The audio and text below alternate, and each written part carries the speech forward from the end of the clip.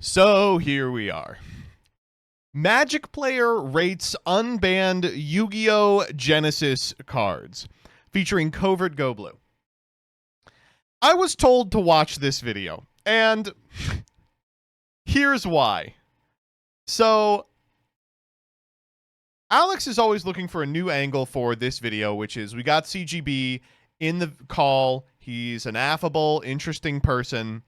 And as a result, we want him to just riff about some Yu-Gi-Oh cards and if they're crazy or not. But we always got to have an angle that makes it discernible from a previous one. So this time he was like, I'm going to ask you about some of the cards that are legal in Genesys format. Now, if you're not familiar with Genesys format is the new way to play Yu-Gi-Oh! And it borrows from Canadian Highlander, or Meatball has been pretty quick to be like, it's not a Magic ripoff, it is in fact just the Spirit system from, I want to say, like some of the Game Boy Advance games. The short of it is, you're only permitted to have a certain number of points in your deck, and each powerful card has a correlated amount of points. Now, I will say this, as someone who's played a lot of Canlan, and a lot of those old shitty games, there was a lot of effort put into these points. Like, just from a cursory glance, you can be like, oh, that was there for this, that was there for this. I see the point. I get what they're doing. That's not to say that it's been perfect. Certainly there have been some point distributions that don't make a lot of sense. There was that one where they literally just missed the right card. They picked the wrong Uhime. That was really funny. It's been less than perfect, but still great. I and a lot of other people have been really enjoying Genesys. Josh is in a position where it's really the only thing that's even remotely fun to play right now. You can see off in the corner, there's a Genesys video he's uploaded. This weekend, I was drunk out of my fucking gourd for this thing that my wife put together, and I still found time to play multiple games of Genesys with my friends. I've just been having a really cool time seeing what's viable and popular in the metagame. And I will consider doing more Genesys content. I don't think the views are there for TMTs necessarily, at least not the way that I do them. But I would like to do like tier lists or like primers or like things like, here are the hand traps you should be considering. All right. So let's watch this. This video was sponsored by Huel. Click the link now, I below was and told try to watch Huel this today for because 50% Alex off professes today using my code his SEMO15. opinions on Genesys Minimum format, order and they're value of not, $75. As a cancer survivor, I guess, I'm focused on my health informed now is more what than I ever. would My doctor describe informed it. me that patients who Oh, and got also, pregnant got Huel, if you want me to talk about your product, you have to send me money. here to you, okay? So Yu-Gi-Oh! Has decided to create a new format, something that doesn't happen very often. How it works is that we have completely abolished the ban list. There is no ban list in this format. However, Konami has assigned point values to individual cards, and each deck has a total number maximum of how many points you are allotted in a deck. Did this sound familiar This is crazy because this is just Canlan. to you at all? Yeah, it's Canadian Highlander. It's a format in Magic. Did you know about this? I'm sure somebody told you about this. I did, which is why I was seeing if you would... It fucking rocks, by the way. If you're going to rip something off, this is a format to rip off. Yeah, our fans of what it is. I So it's not a unique idea. I have not played Canadian Highlander, but I've watched a lot of... Okay, wait a minute. You've never played Canlan? Fuck you mean Magic player rates? What the fuck? CGB, hit me up. We got to play some of the, like, 3 good formats in this dog-ass game. content from my friends at Loading Ready Run, so I would check them out if you're interested in Magic's Canadian Highlander point system format. What do you think LRR. Some of the greats. LRR. Some of the greats of all greats. about Canadian Highlander conceptually? I hate math, so I despise this idea. But honestly, I think it works. I don't like it is putting a certain onus on the player, right? That you have to look up a card and look up the number, and then you have to min-max that. And I don't enjoy that part of deck building. I like a... I do. I love that part of deck building. black and white solid yes or no, because it gives me something else to obsess about in deck building. And I think that there are people who like that, and there are people who don't like that. And I fall into the don't like that camp. And you would be correct, because this has been a very divisive subject ever since its release at the time.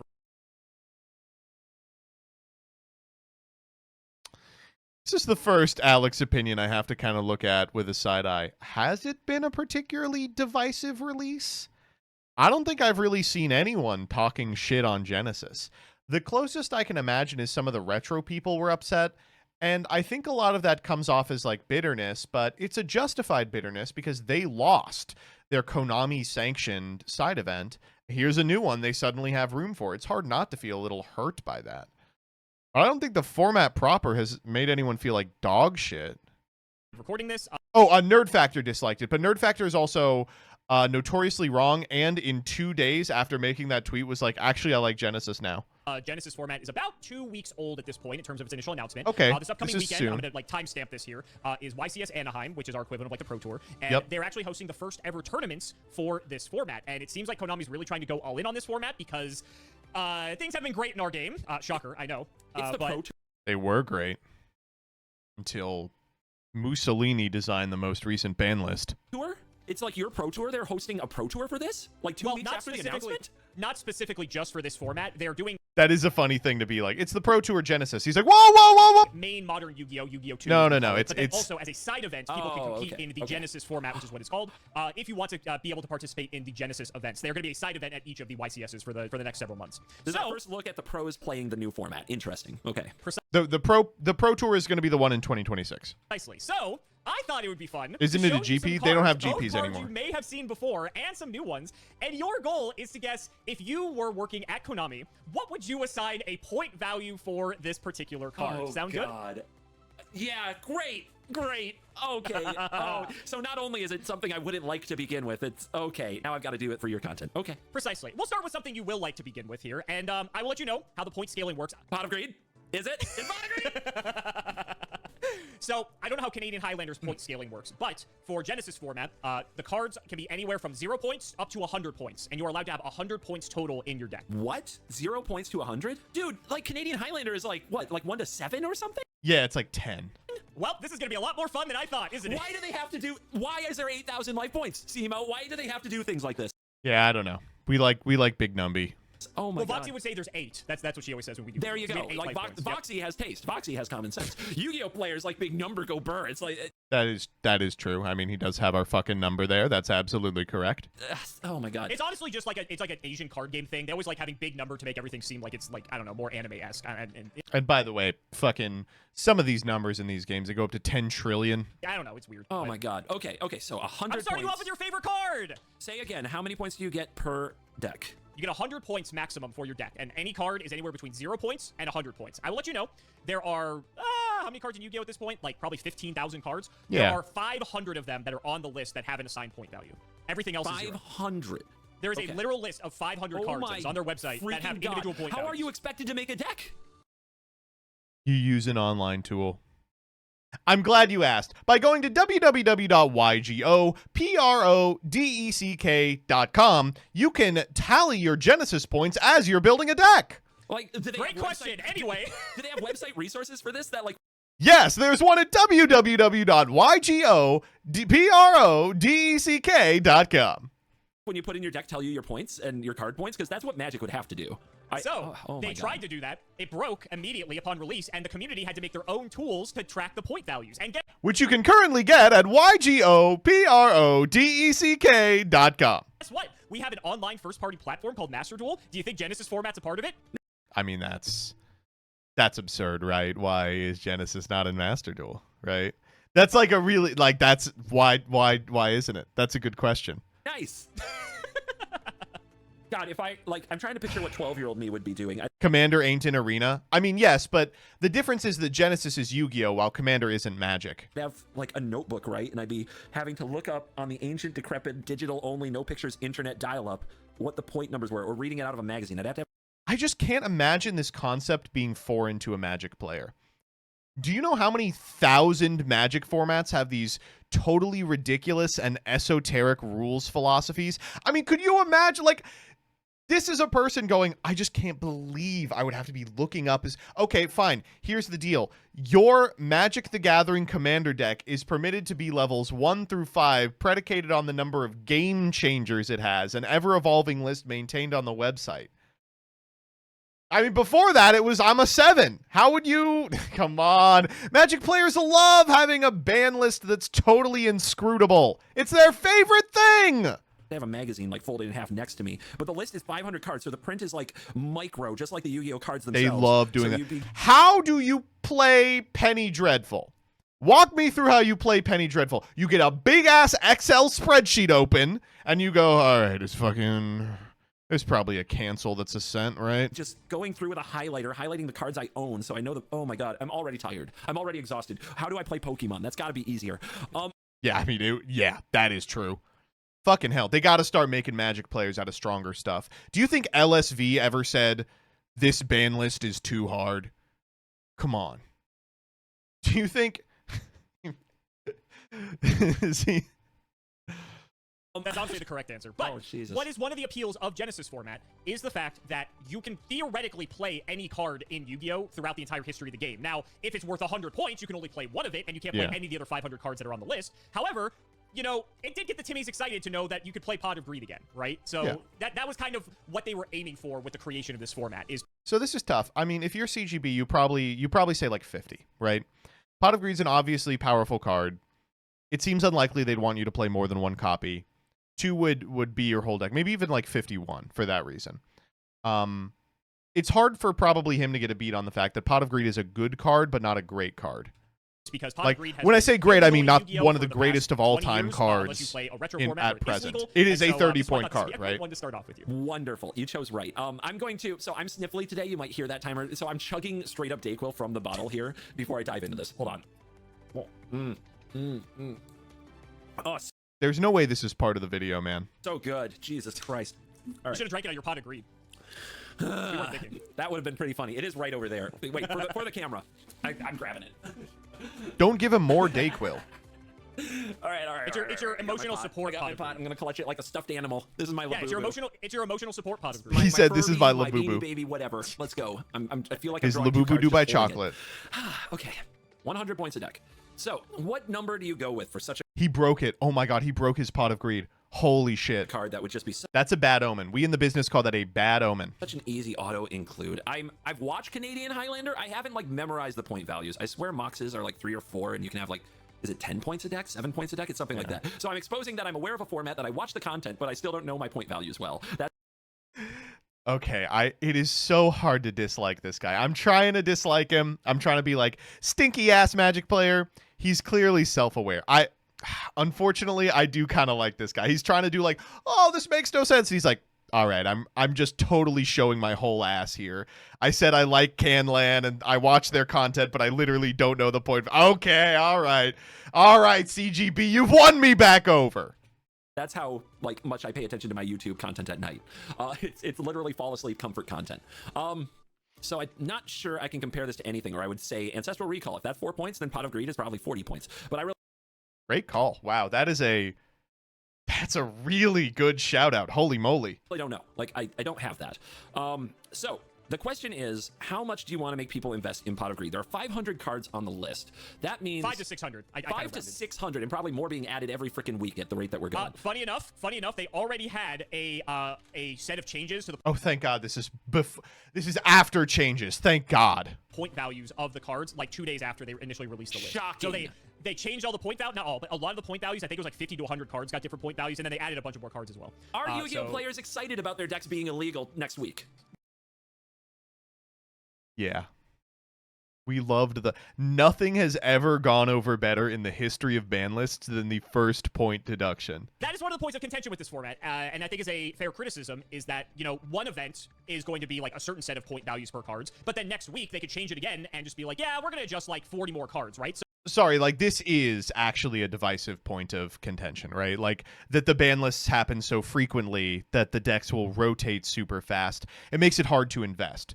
Like it's good for balance, but it means that maintaining a legal Genesys deck is kind of difficult. Like that is actually, I think, a fair criticism. So it's going to be kind of difficult from like a content perspective for people who are trying to like help other people, because if they keep changing the point values, it's going to get really annoying. So it's kind of hard to keep up with. We don't know yet how often they're going to update the list, so we'll have to see. And I did look it up for you. There are 538 cards on the list, just to give you an exact number. I imagine not getting to play with any of those 538 cards leaves you in a position where casting Pot of Greed might draw you 2 cards, but they're significantly worse than the cards your opponent is top decking. This is crazy because he is like totally on point here. He's like 100% got it down pat. That is crazy. I mean, he's been on a trillion of these. He knows how Yu-Gi-Oh works, but yeah, no, that's just about it. Yeah. So Well, remember, every card challenge. in this format is legal. There's no banned cards. That's true, but some cards are more mistake-like than others. I can't wait to find out what some of these old bangers I haven't seen in a while. What was the one recently that lets you cast your whole like extra deck or something? It was like X Life to just put something into play. I'm trying to remember. Oh, Magical Scientist? Yeah. I will not be showing you him, but yeah. He's on this list. 95 points, by the way. It's gonna happen. Gotta fucking figure out an FTK. The problem mostly is that there's no pendulums. Would you believe that that's what's keeping him back? If pendulums are legal, Magical Scientist is an FTK 100% of the time, and you can find that combo with 100% consistency through Droll. But pendulums aren't legal. You have to be able to summon Paticiel Couverture, so you can summon Supreme King Dragon Starving Venom from the extra. But because you can't, you can't. It's fucked up, right? Let's just say his point value is quite high. Yeah, I imagine it would be. So, like, I'm kind of thinking immediately, they would want this pseudo-restricted, right? And if you give it a point value of 600, you already did that. Like, you know? Or not, Remember, sorry, the max 60, is 100. 60, Yes, 60. there you go. Take off. The number one thing that I've seen people do with Magical Scientists is play it in Drytron. Just send a bunch of guys is really fun. Zero. You're thinking about you're thinking like the Japanese card game creators. You're adding too many zeros. My bad. So if you put 60, oh wait, tell me this. Are there any that are like 51? Am I grading like that? Yes. Damn it! Okay. So there's a if number I do that this are video with Rare, which I haven't 21. decided if I will or not, I'm gonna be Starving grading you Venom on how is close you points, get but point he is value also wise. unsummable, so- yes. Yeah, sound like the salt meter video from a while back. that you gave Nice. me. Beautiful. Interesting. Yeah, wow. So 51 is an option. Okay. So 51 basically restricts this card to one copy. How are you and summoning Scientist in Drytron? Who said that? Shut up. Get him off 1 for 1. Fuck it.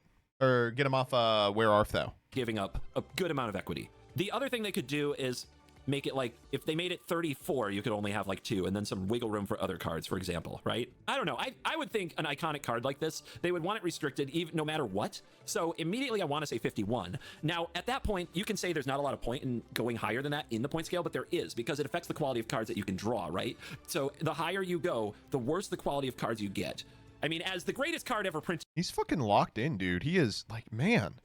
You all told me to watch this because I'd get mad. This guy's got it. Here, Pot of Greed. I mean, it's tempting for me to call it a 99 or something like that. Or what? Okay, are there any cards that are value 1? Yes. Oh my god, I fuck hate this. Okay. You're gonna find out why. You're gonna find out why. Why? Okay. Because they put FTKs at 100 and 1 respectively, so you can't play 2-card combos that win the game immediately. It would be like you can't play how would I say this? You can't play Lion's Eye Diamond in the same deck as like Golgari Grave Troll or something. Was fucking Dredge payoff. Do you want me to give you a reason? Do you want me to give you a reason? No, yes, I guess. Curiosity got So me. the reason that some cards are valued at 1 is that, let's say there's a Kiki Jiki Pestermite, that's a great one. 2-card combo that would be like a 2-card first turn kill, excuse me. If they make one of those card values 100 and the other one is 1, you can't play both of them in the same deck together. Gotcha. Okay. Oh, actually, Canlander does this too. Flash is 4 and Hulk is 7. That's cute. Okay. Would they make Pot of Greed 100 to just disqualify all the other cards they put on the list? So if you're running Pot of it Greed, says it's the draw only 2. card. That's not very exciting, though. Yes, it goes in every deck For in a Yu-Gi-Oh way. players, it is. No, I mean, not really. So here's my point. It's God, he's so right. He's like, no, you would never play it if it's at 100. like, are you really... Is it fun? Is it like the genesis of the format? Is it what the format's intended to Genesis do? of the format. Is it what the format's intended to do, to disqualify 529 cards so you can run 1 Pot of Greed? I don't find that entertaining or exciting. He's so fucking smart, dude. I hate gassing this guy up. He's just got it. He's not only does he get it, he's like, here's the impetus behind Pot of Greed being legal. You would never put this card at max points because you want people to play it because it's fucking fun. You want to do if you're designing this format is you want to make it possible to play 1 Pot of Greed and then still have a functional deck otherwise. Okay. I think you build a format like this because you want everybody to have a chance to play a Pot of Greed at some point. And then maybe with testing and given work, you realize it's not worth it for the point value. So I think you assign a high point value, but not a prohibitive point value. So I am going to start this off right. Pot of Greed, point value 69. Nice. Lock it in. Okay. Way too high on the point value, but I love the analysis. The analysis, spot on. The point value, you got the wrong answer there by a lot, but the analysis, really good. All that just to meme. Great. Love it. Final answer. Yeah. Oh, CGB. Genesis might be your format.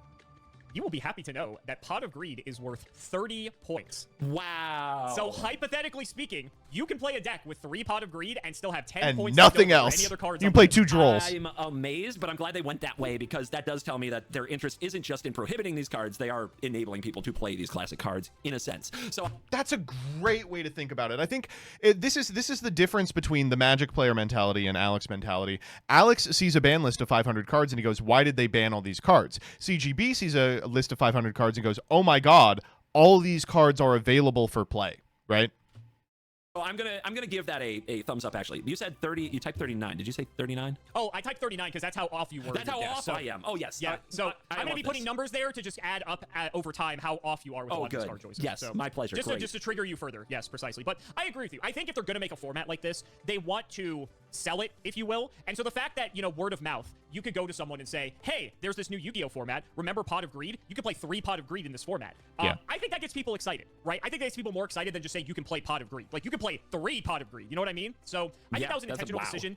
And maybe they'll change their mind later on because again, we're time stamping this video because if they change the point values in the future, that the numbers are going to be maybe potentially off depending on which cards get adjusted and which cards I'm showing you. So, yeah, I think it's shocking honestly that it's only worth 30. But I mean, it's despite the CV drama, I do think being able to play last turn is sick. I hate to tell you this. I mean, the reason Stevie and I, you know, disagree on all this shit, but I still made the short is that is one of the coolest things that I think has happened in Yu-Gi-Oh! In modern memory is showing up with a competent competitive deck that includes last turn is like a dream. Like I can't believe how cool it is. taking a considerable amount of your equity if you're going to play 3 pots that you can't play any other card that's above 10 points. So, but 3 Pot of Greed is pretty good. So we'll have to see how that goes because we haven't seen any format or any big tournament aside from like creators hosting their own tournaments for fun. We haven't seen like the first official format tournament take place yet. So we'll see if Pot of Greed makes an appearance. But I thought we'd start off with a fun one just because it's your favorite card and all. Cool. Okay. Very cool. But if somebody at Konami sees this, yeah, 69 was the correct point value. Just strictly speaking. Speaking of cool, I think this guy looks pretty cool. See what you think about this guy. Silva, Warlord of Dark World is. Please tell me. I actually don't know this one. Please tell me he's 100. This is at 100, right? Yeah, okay, thank God. Easy hundo. Silva, Warlord of Dark World, of course, if you're unfamiliar, is the card in Dark World that enables the most frustrating way to play the deck, which is the hand loop. Because Siluri allows you to use the second effect of your Dark Worlds as if they were controlled by your opponents. You can, with 100% consistency, get to a position where Silva loops at least 4 cards from your opponent's hand, and then you have answers to the remaining 2. The competitive versions of Dark World, when it was competitive, in quotes, just did this. It was a no-fun game determined by if you drew Droll or your opponent found the Silva hand loop. God, thank you that it is banned. I think it was banned in Master Duel for a while, too. I think Silva may be back, but... It's a level 5, 2300 attack, 1400 defense, Fiend effect. If this card is discarded to the graveyard by card effect... And he can have... Oh... This is kind of tough because it reads as if it's impossible to get that second effect unless your opponent sucks balls. But if he can read that there is a way to set it up, knowing that this is just him to Torok will just be like, oh yeah, this is broken. Special summon this card. Oh, great. Then if it was discarded from your hand to the graveyard by an opponent's card effect, your opponent places 2 cards from their hand on the bottom of their deck. Oh, wow. Cool card, huh? I mean... Yeah, let me think. How popular is this card? So I'll give you some context here. The Dark World are a series of monsters. They're an archetype. And the whole gimmick with them is they all want to be discarded to the graveyard because they have some sort of good effect that happens for you if they are discarded. So a lot of them just basically special summon themselves. Some have other effects. But the whole gimmick is that they want to be discarded. And so typically, all Dark World, I want to say all, most Dark World cards have 2 effects. They have an effect that if they're discarded by any means, that effect happens. But then if your opponent is the one to discard them specifically out of your hand, not you, then they get some sort of like bonus additional effect on top of that. And so ooh. I'm realizing if he doesn't mention Siluri, it's going to be almost impossible to evaluate this, right? Silva's a perfect example of that here. So I'm immediately thinking of, like, how common is it that the opponent makes you discard? And it doesn't seem Not super common when I think of a lot of cards, but then I remembered, you have a card called, is it Card Destruction? That would be legal here. So that's like a wheel effect in Magic where both players discard their hands and draw cards? Yeah. I will agree with you, though. I will say, compared to Magic, making your opponent discard cards in Yu-Gi-Oh! Is not nearly as common. Yes, we do have stuff like Card Destruction. There's also a couple cards that say, like, if it does damage to the opponent, they have to discard a random card out of their hand. And then there's also, like, the ones that you know that you get to look at the opponent's hand, but obviously you're not going to pick this if you know what this it would be the perfect time to be like, and there's Siluri. I would say it's like it's pretty uncommon to see cards that discard random cards out of your opponent's hand. Yeah, so my thought on this is that outside of like a card destruction meta, like with a combo deck and that's all it does, in which case that'll get changed quickly, this card mostly stops after the like second line of text, special summon this card. Pretty much. So it's just a big guy. Oh, no, come on. That's the whole reason it's banned is because that's not true. The whole reason it's hit is because that's not true. You discard this, you get an absolutely brutal attacker for free. Yep, and to be fair, the Dark World archetype still was part of the first wave of support. The Dark World archetype is very old. I want to say it came out in 2005, like late 2005, early 2006. It's gotten multiple waves of support over the years. But yeah, basically the fact that there was this whole deck that could just like discard a bunch of these guys and just bring out a bunch of guys for free. By older Yu-Gi-Oh standards, that was like sort of novel. It wasn't like there wasn't really like this like way to spam the board like nearly as much back in the day. Yep. Like right away, I'm like in some of the more busted decks in the history of Magic, like Dredge or just some like big format combo decks. This card would be insane. Like just for discarding it, it comes right into play. Like that would immediately see play. So I pitch this guy for Phantasmagorian. I mean, we're not going to get into cost versus effect here, but you know how it goes. I can see right away that like there's probably a version of this that is valuable in some way. Can you just tell me if like, are you going to show me any red herrings in this video that are 0 that aren't actually on the list? Maybe. Damn it. Okay. Without the understanding that this second effect is always online, you would think this is 0. This is an obvious 0. I mean, the card is good. The archetype is good. But in like the history of Yu-Gi-Oh, does a deck need to be slowed down that, can just kind of manufacture? Damn, I see why you guys watch these videos. This guy is fucking insightful, man. Some extra value and extra beaters by using discard effects. It is material. Like material always turns into other things, but all the material in the history of the game is legal in this. So is it even the best material you can be running? If it has a point value, I've seen the LSV ones. The LSV ones are unbelievable. It's like, oh, this guy knows his shit. I'm very tempted to go low, but why would you show me this right after Pot of Greed? Because it would blow my mind if this were higher than Pot of Greed. Is that why you show me this right here? It's possible. Like when I think of what's better in the format, 3 Pot of Greeds or like 3 of these, I can definitely see a world where like you play a combo deck that just draws and discards, and then you get 2 or 3 of these on the same turn and they can attack right away because everything has haste and that's a good amount of damage, but it's still not lethal on its own. It just needs a little help. But I don't see the same. It doesn't seem that dangerous to me. Like my gut said like, 20, but I don't even know why that is because I'm still trying to figure out the right scale for all this stuff. I really don't know. Yeah, it is one of those where you're probably going to show this to me because it's actually near Pot of Greed. I don't have a good sense for what the number should be. If I went with my gut, this one's a hundo. Like between 10 and 20. I'm going to err on the high side because I think that if you're metagaming this, you're specifically trying to burn me by being like, can you believe it's this high? I would never do that. I'm going to go on the high side and I'm going to match its attack points with 23. I'm going to say there's a 23 point card. 21. Silva, Warlord of Dark World, is 100 points. What? The golden rule, CGB. Hand destruction is not allowed in Yu-Gi-Oh! You should have known this.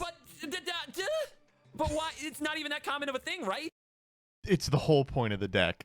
I don't know how to be like the whole point of the deck is to do this.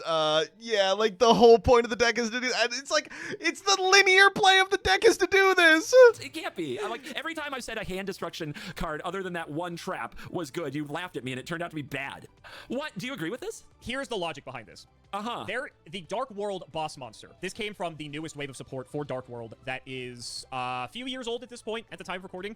Their big boss monster has an effect that says when your opponent activates the effect of a card, you can change the effect to read your opponent discards 1 card.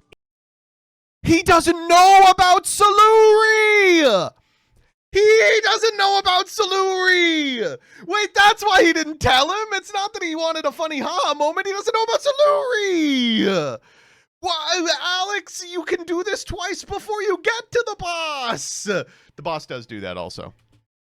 In the Dark World deck, you basically have a way to force your opponent to discard the Silva out of your hand. That counts as your opponent forcing you to discard, which means you get to hand rip your opponent for 2. Now, on the point scale for this, Silva is 100 points because the Dark World boss monster is 5.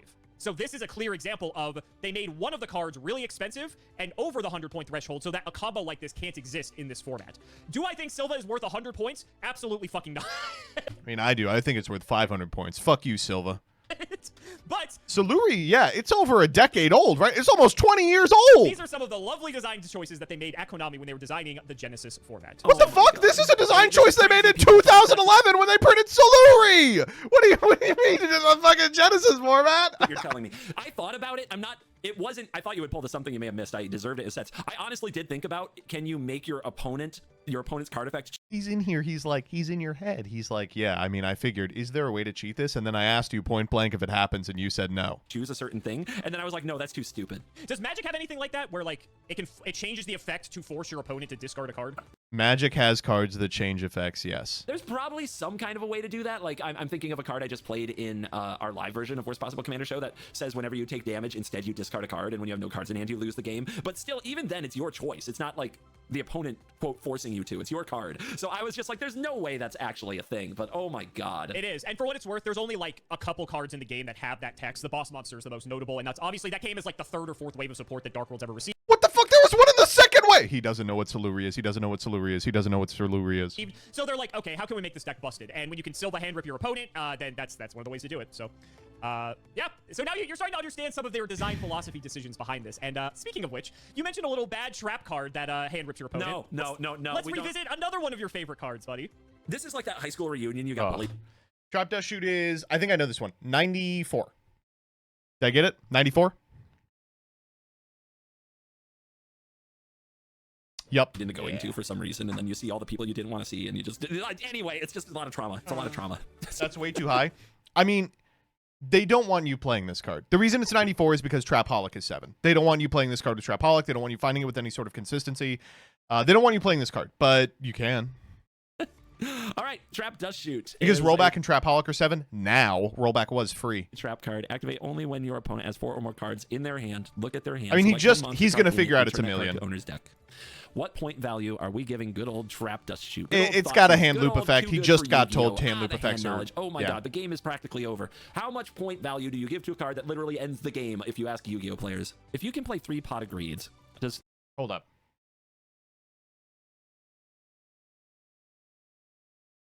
A pointer is 50?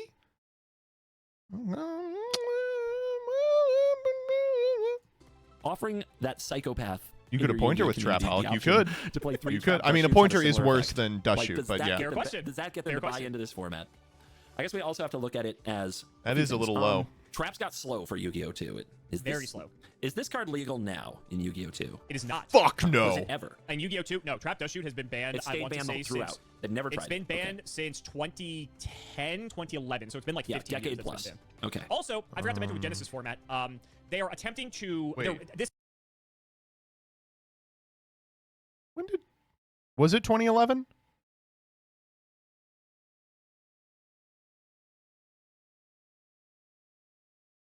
Was it right after Edison it got banned? It had to be, right? This is like the Reddit custom format, if there ever was one. What the fuck? What does he mean by the Reddit custom format, if there ever was one? I guess, like, bad archetypes get to play good cards, but come on. Also have it so that Link monsters and Pendulum monsters, two of your favorite card types, don't exist. You can't play them. What? So they're literally just trying to appeal to, like, the casual boomer audience to say, like, hey, if you want to play, like, you know, with, like, these older cards and not have to worry about newer cards, necessarily, then, like, this is the format for you. I think that's actually the exact opposite of what they're saying, right? Is the tagline for it, which I don't agree with, is yesterday's gameplay, today's cards. The argument is you get to play with the cards that just came out, but the pace of play resembles something you were more used to in, like, 2011, right? It's the literal opposite of what he said. Why would they... Okay, sure. Were those cards that... Like, if you want to hear a format where you can only play with the old cards that you remember from your childhood, that's Edison, right? Divisive? Like, having to keep track of where on the board and the new zones and that, people were like, I'm done. You know what? I get it. I respect that. When Pendulums specifically came out, I think Pendulums are more divisive than Monsters specifically, because you look at a Pendulum card and it doesn't even look like a Yu-Gi-Oh card. Like, it looks like someone ordered it off fucking Etsy or, like, Temu and said it was a Yu-Gi-Oh card. Pendulums, a lot of people quit when Pendulums were released because they sort of felt the sentiment, oh, this isn't like our game anymore, you know, yada yada. Yeah. And Link Monsters had a similar, but I would say lesser effect in the same light, in that people still felt the game was going in a direction that was kind of away from the old Yu-Gi-Oh that they remember. But I don't think it was as bad as Pendulums, because at least the Link Monsters weren't nearly as complicated as the Pendulum cards were. Yeah. Yeah, I know. I get it. Did I ever tell you the first time I quit Magic and why? No, I don't think so. Actually, we're getting the lore dump. It was when they introduced Planeswalkers. I was like, a new card. Great time to quit. Great time to quit, man. Unfortunately, it means you missed out on, like, the 4 best formats in a row. That's rough to be like, yep, quit for Planeswalkers. I was like, ooh, we're Planeswalking now. Awesome. And I missed out on Lorwyn for it. I missed out on fucking on Innistrad, on RTR. Card type. Around the same time, Mythics became a new rarity. Mythics was such a good reason to quit Magic, by the way. Oh my god. Don't worry, Mythics will never be utility creatures. They'll just be big bosses that aren't good. And Planeswalkers became a new card type. And I was like, this is stupid. This is not my game. I don't want to learn new card types. I'm done. And I sold my collection. I did need to sell my collection anyway. You know what, honestly? I'm liking this guy more and more the more I learn about him. Fair, I had a good reason for selling out, which was going to college, and that was probably going to happen no matter what, but I also swore off the game because of Lorwyn into Alara, into Zendikar, into Mirrodin, Besiege, into Innistrad. Good streak, good streak. My hot take, obviously the black sheep among those is Zendikar. Here's my hot take. Actually a fine format. Oh, Cobblade was broken. Yeah. And fun deck. Oh, prime time. Oh. Bitches prime time. Of mythic rares and planeswalkers. That's so interesting because I feel like, I mean, I guess. When did you quit Magic, MBT? Man, no one ever quits Magic. I guess I'd say like 2016, but I only quit insofar as I didn't have the amount of time necessary to sustain the amount that I wanted to play both card games. I played events in like 2018, 2019 for Magic. But I was largely not involved. And it really wasn't because of any decisions on Magic's part. It's just about my priorities shifting. Certainly, I don't I do play Magic again, but I don't feel confident enough to call myself a Magic player because I don't like keep up with releases and shit. In the Magic equivalent, right? Like I could see a Planeswalker be the equivalent of like a Pendulum card for you guys because it looks so different than any other Magic card ever has.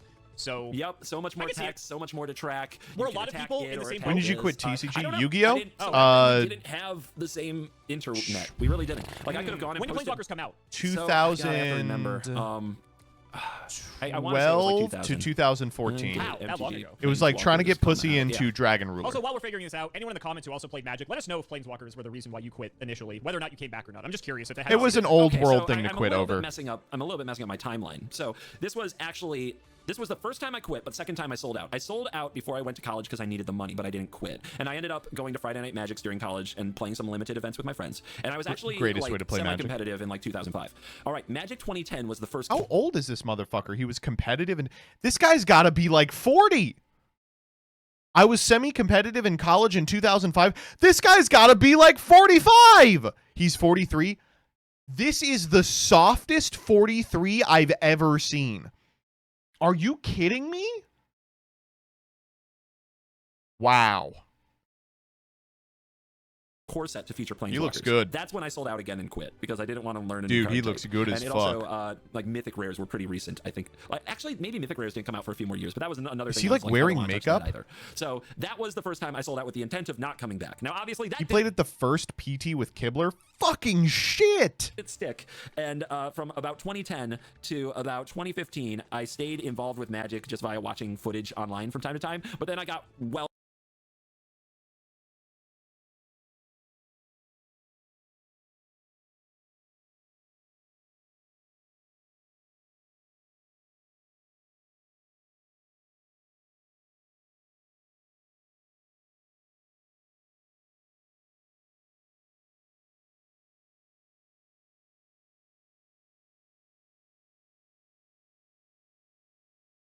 back into Magic because of Xbox Duels of the Planeswalkers. And yeah, anyway, that's where I learned how Planeswalkers work.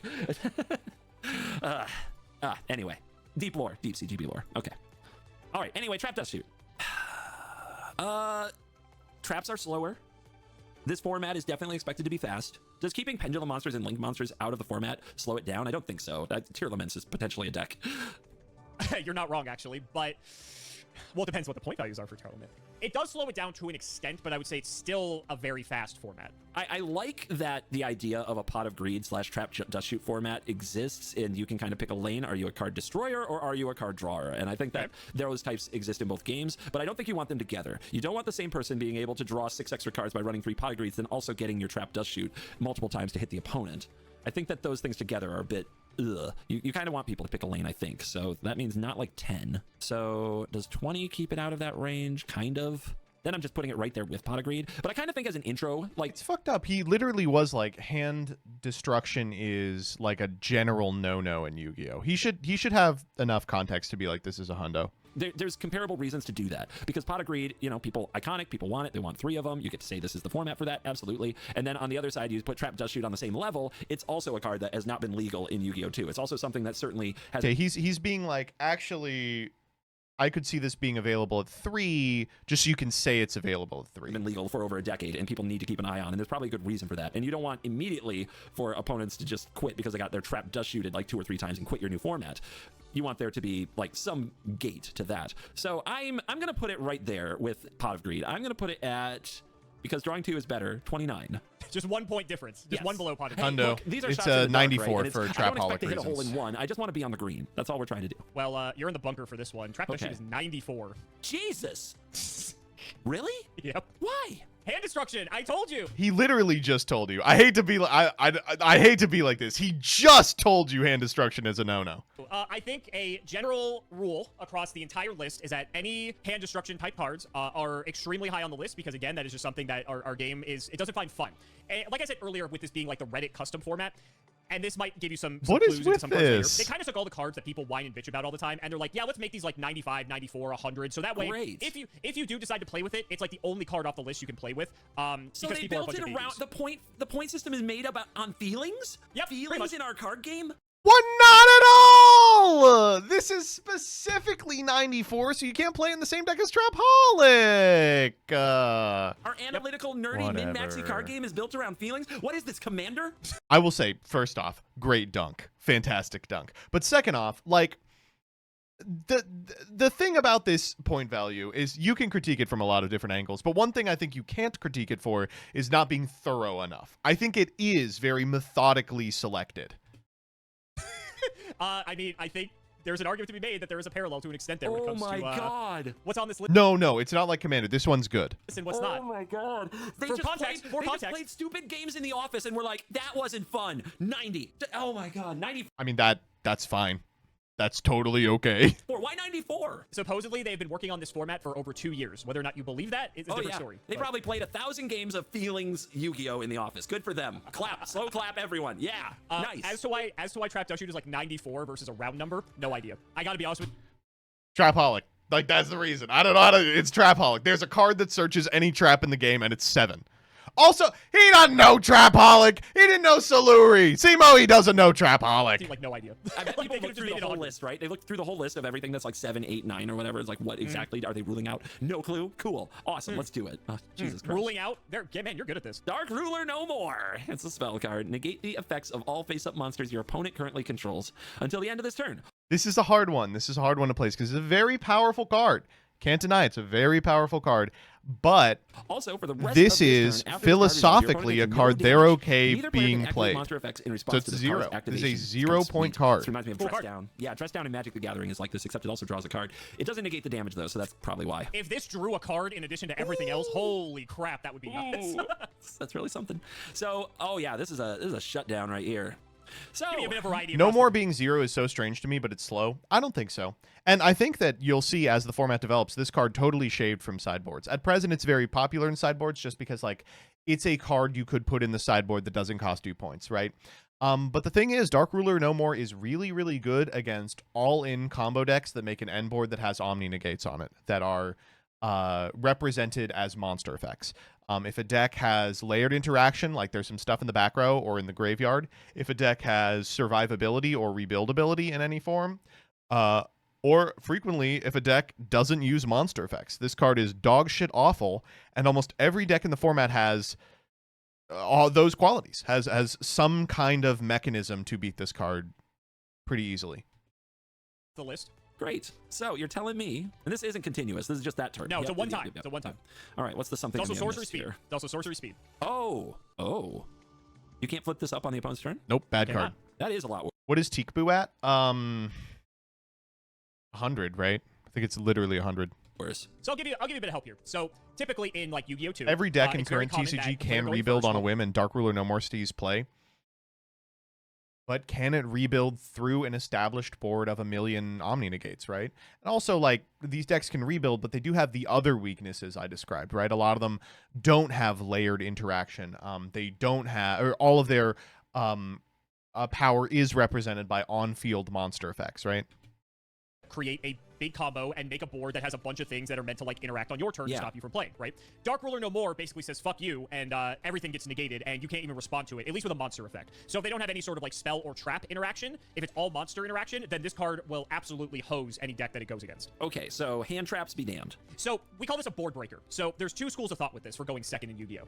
Hand traps stop the opponent mid-combo and prevent them from ending on whatever their ending combo is supposed to end on. The board breakers let the opponent do whatever the hell they want, and then when it's your turn, they might be higher impact type cards, but you have to wait for your opponent to finish doing their combo in order to break their board with these types of cards. So ideally, your opponent sets up a board, you slam down Dark Ruler, and now you can do your whole thing uncontested because now your opponent can interact with you, and you kind of flip the board around. So that's kind of like how people view going second in our game. Interesting. Okay. And depending on the format, sometimes hand traps are better, sometimes board breakers are better. It really just depends on the decks that are present. Does this stop... Sorry, neither player can activate. Does this stop future hand traps? No, so it only affects stuff that is on the field. All right, so... It's crazy. He's actually getting a good sense of, like, I think this card's only okay. Yeah, your So if your opponent puts does have a hand trap, that could still work under Dark Ruler. Got it. But your opponent puts out floodgates. This ignores floodgates that if they're It monsters. ignores floodgates, it ignores anything that would have an effect to like pop a card, to like do anything to you, it negates all of that. As long as it's on the field, it negates all of that. All right, so how mad was the Yu-Gi-Oh dude at lunch break when this nuked their board? This was a very interesting card. So It's kind of weird. You should also be able to describe it as it doesn't nuke the board. It just makes the board non-powerful.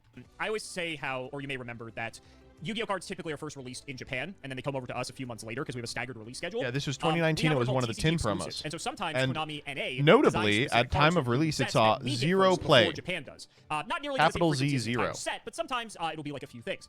And so in the It was one of the collectible tins that they I usually think release at every year, release the this was one of least three promo cards that was hyped TCG of the exclusive, three and promos. all three of the promo cards were designed to be cards Nib that was were more very hyped, good yeah, at, and going Shifter second was to, like, hyped help too. you fight back against as Yu-Gi-Oh became more and more combo centric. They wanted to design And cards that you were know, going to help honestly, that. So this between actually Nib, was Shifter, hard and to Dark find. Ruler, And I'm this is guessing probably this the is least one from powerful that of the set that three. was a little too good. I will tell you after you decide where to go. I don't want to disclose that. So I'm guessing that what this was meant to be was keep you in the game, which on its surface looks good. So that, yeah, exactly what you said. Designed so that going second wasn't the end of the world. And I'm guessing what happened is people went second and won. Now, how do they do Well, that? The it says your opponent takes can't no take damage. It does IDKY say- Shifter is only 10. I'm going to be honest with you. I mean, we can go to YGOPRODECK.com. But Genesys Invitational Sao Paulo. Fuck, all we have is the Vanquish list. Tournaments. The Genesys at Anaheim. You can see VS is a deck that really should be playing a Shifter, and it just isn't. It's not in the deck. Odeon could theoretically be playing Shifter, not in the deck. Exosister loves Shifter. It is in the deck, of course. Generator, no Shifter. Radiant Typhoon, no Shifter. Artmage, no Shifter, of course. Radiant, no Shifter. I would guess the White Force was not playing Shifter, and I would guess the Resonator isn't playing Shifter. The truth of the matter is that Shifter's not a very strong hand trap. Like, it's really good if it reads your opponent can't play this turn in a game that has 2 turns. But almost all of the top decks have like this native resistance to Shifter, or plays you can do under it, or Shifter impacts both players. Like, it's worth siding, but if you're siding Shifter, you're paying 30 to do so, which is really frustrating, of course. I would say the cards that I'm currently concerned about in this format in Genesys are Flying Sea absolutely cannot be left at 0. That's a card that is going to be pointed. I think in that their most recent takedown of the top decks, they were like, are bad. Like, we just didn't expect it to be this everywhere. Same with Pot of Extravagance. I think they will add a point total to, but I think it'll be pretty negligible, like 5 or 10. Droll being 5, it's hard to say if it's correct or not, because if you take Droll out, a lot of different decks get playable. That, but how do you get around it? That's always, you know. I don't think X-Drive will be break the 30 rule, right? peeps. I think it'll be 30 a Mill them playset. out. I think it'll be 10. We'll do it, right? So maybe there's something like that.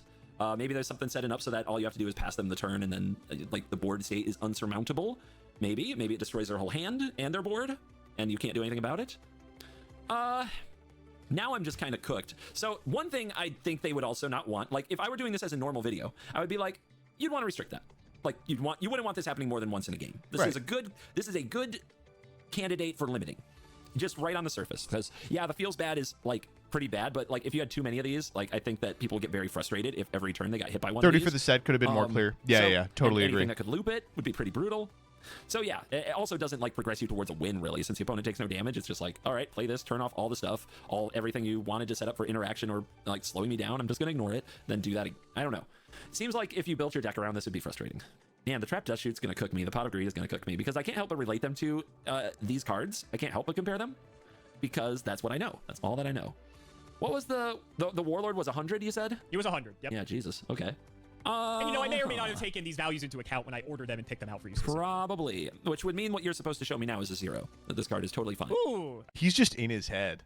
I mean, what can you say other than Simo is getting read like a fucking book here? He was like, the Silva's going to be way higher than the Pog, and I'm going to go, oh no, I get the Dark Ruler's a 0. Fuck me. Okay, is that your answer? Probably not.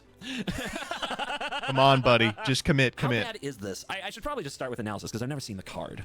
Dress Down is a really good Magic card, but it's not broken, and it doesn't even see play in all decks. But when it's impactful, it's highly impactful. This spells are still on the table, traps are still on the table, but people don't run them as much. Can I ask, like I've never seen it before. Was this card? Can I ask if something was banned, or is that's probably too much info? Too much info. Okay, fair enough. There's a part Card was never banned. of me that says this You can could be ask other fine. Was it limited? Yeah, trying to just analyze this card. People don't like when their stuff doesn't work. To be fair, I don't know if telling you if it was banned or not matters. Because Pot of Greed was 30 and Trap Dustshoot was 94. So it's not like whether you know it's banned or not really matters. Remember, it's the vibes-based format. If there's something about this Listen, I would call Genesys a lot of things, but I wouldn't call it vibes based. people really hate us that you can't respond to it. Is that a common line of text? Do a lot of cards have this? No. It is pretty infrequent. Magic made something called Split Second, which was polarizing, but we survived. People hated Split Second. And it was on a lot of different cards. But if that's an unusual line of text, I can see a sweaty nerd just raging off, salting off, because it's like, oh, what? Oh, okay, look at my hand. Look at all my responses. Oh, fine. I will say it's become more and more common in Yu-Gi-Oh! 2 because of just the crazy power creep of the game. Gotcha. Yeah. But You it's only very have like frustrating 4 split seconds. Thank God. Line of text, I will agree with you. If you are like just polar going end to end, at least my salt game was random. At least I didn't know what cards were getting selected. There's a different line of malicious you're using if now you're showing me a totally fine card. Ooh, that would have been interesting. Well, see, the problem is that I had to pick them because there's so many cards that, like, without context, you wouldn't be able to, like, evaluate very well. Oh, so I have context is what you're saying? No, because it's like, if there's a card that's like an archetype-specific card that says, like, oh, get this card and do this thing with these other named cards that you don't know, it just gets too complicated. So then it becomes like a rare video where it just shows, like, 7 cards at once, you know? Fair enough. The alternative is I Just keep throwing spinning shade the at wheel Raren until in it's this something video. that, doesn't require Fuck you, context. Raren. Image senses are like, You this is suck. fine. Why would somebody be upset with this? It's good to have counterplay. It's good to have things that like mess up your plans. It's good that opponents can't just slam a bunch of monsters past the turn and expect all their floodgates to work and that there's a way through it. Like that is honestly, like that is what my gut says. If I were gonna meta this, I would put it at like and trying to do feelings Yu-Gi-Oh! I guess I'd put it at like 51 to make sure that you can only play like 2 of these. But my gut is like, this isn't a big deal. Actually, it gives you the potential to give me a really high score. That's the other meta is like people love to leave in the comments that all I have to do is go up the middle and I would probably beat the average most of the time, right? They love to leave that comment. But why would we do that when we're so right? Like the whole point is showing. Pick the 0, dude. I know you want to. He's like talking himself into picking the 0. Smarter than Pick the average fucking opponent. 0. So, 0. God, A I like big this card fat in the format, goose and I egg. don't think it's that bad, and I want to give it a 10 really bad, dude. I want to Give it a 10. so bad. That you can give it a 10. Like, there's no rule against that. I know I'm wrong too, because this is the Commander ban list. This is Feelings Yu-Gi-Oh! And it's also you metagaming me, and I don't know You've which been lied to. It's 10. is worse, but when you combine them, it's impossible. I'll stick to my guns for now. 10. Final answer? Final answer. Dark Ruler No More is 0 points. You motherfucker! By the way, I love that this card's 0 points. I think it's great. Again, going back to the Vanquish Soul list, I don't see Dark Ruler in here, right? This Vanquish Soul list, no Dark Ruler. In fact, there's even better board breakers. Ulti Slayer does more. Xyz Encore does more, right? Now, that's not to say it wasn't being played. Let me see if I can find one that is playing it. This Exo Sister deck is on 1 copy of Dark Ruler main, 1 in the board. The Generator list is on 3 of them because this deck does not have a going second game plan to speak of the way that Hanko's built it. And it's in the Radiant Typhoon list as well. But the fact that it is a decision is cool, and it's one of the cards that I think you will see less and less of as the format evolves. When you said it's like, oh, I would think it's 0, but there's no way it is. I'm like, okay. friend of mine. You dear beloved colleague. I can't believe it. Okay. You should be happy. You picked 10. You went with your gut. You were right. So Yep.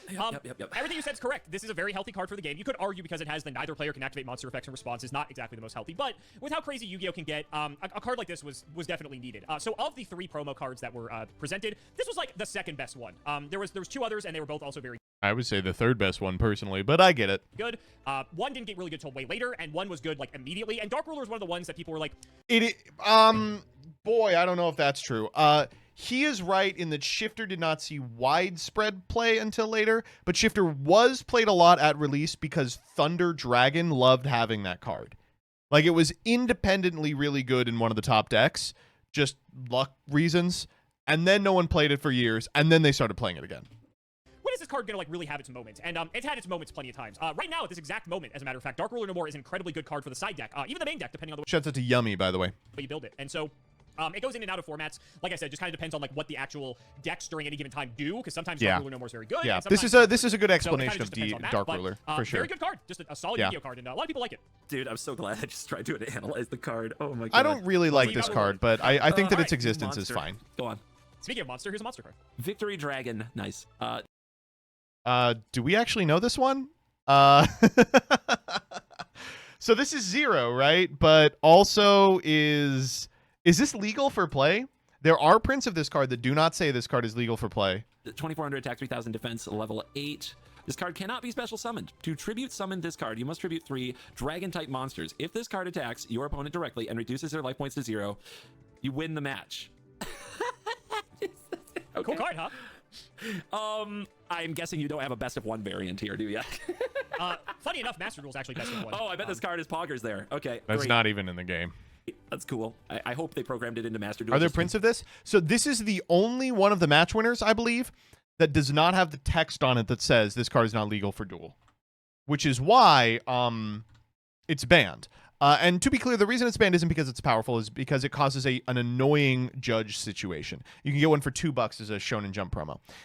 The judge situation is you go, okay, I see you're going to attack with Victory Dragon, I'll scoop. Your opponent goes, no, I'm about to win the match. You go, judge. Judge goes, what? And you go, can I scoop with Victory Dragon attacking on field? And the judge goes, you can scoop at any time. Confuse people. I really hope they did. All right. God, Magic has nothing like this. There is no win the match. Obviously, if you can do this, if you could make this good, you would. The upside is just so high. If you can make this good, you would 100% try to do that. Sacrificing 3 dragons. Is he just going to figure out that you can scoop? You like to say that all the costs are easily payable. That doesn't sound easy in the history of, okay. I'm thinking of the dragon video we did, and it's like, okay. Yeah, remember, all those dragons just special summon themselves, so yeah. Yeah, okay. Yeah, fine.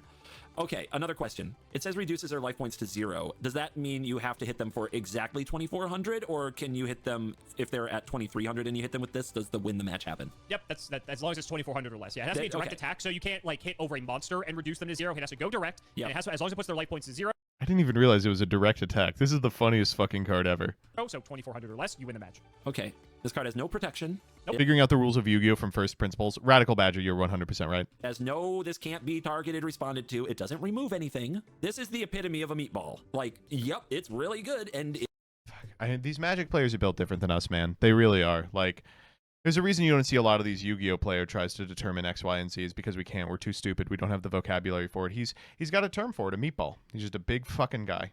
it has stats, and if it kills you, it's extra bad for you, but it doesn't defend itself. It dies to everything. Yeah. Every freaking card in Yu-Gi-Oh! Now can interact or remove with things on the side of the board all the time. You want me to help you out? Do I? Sure. This card's banned. Yeah, I'm not surprised because I saw those dragons. Also, it might be like a tournament integrity thing, right?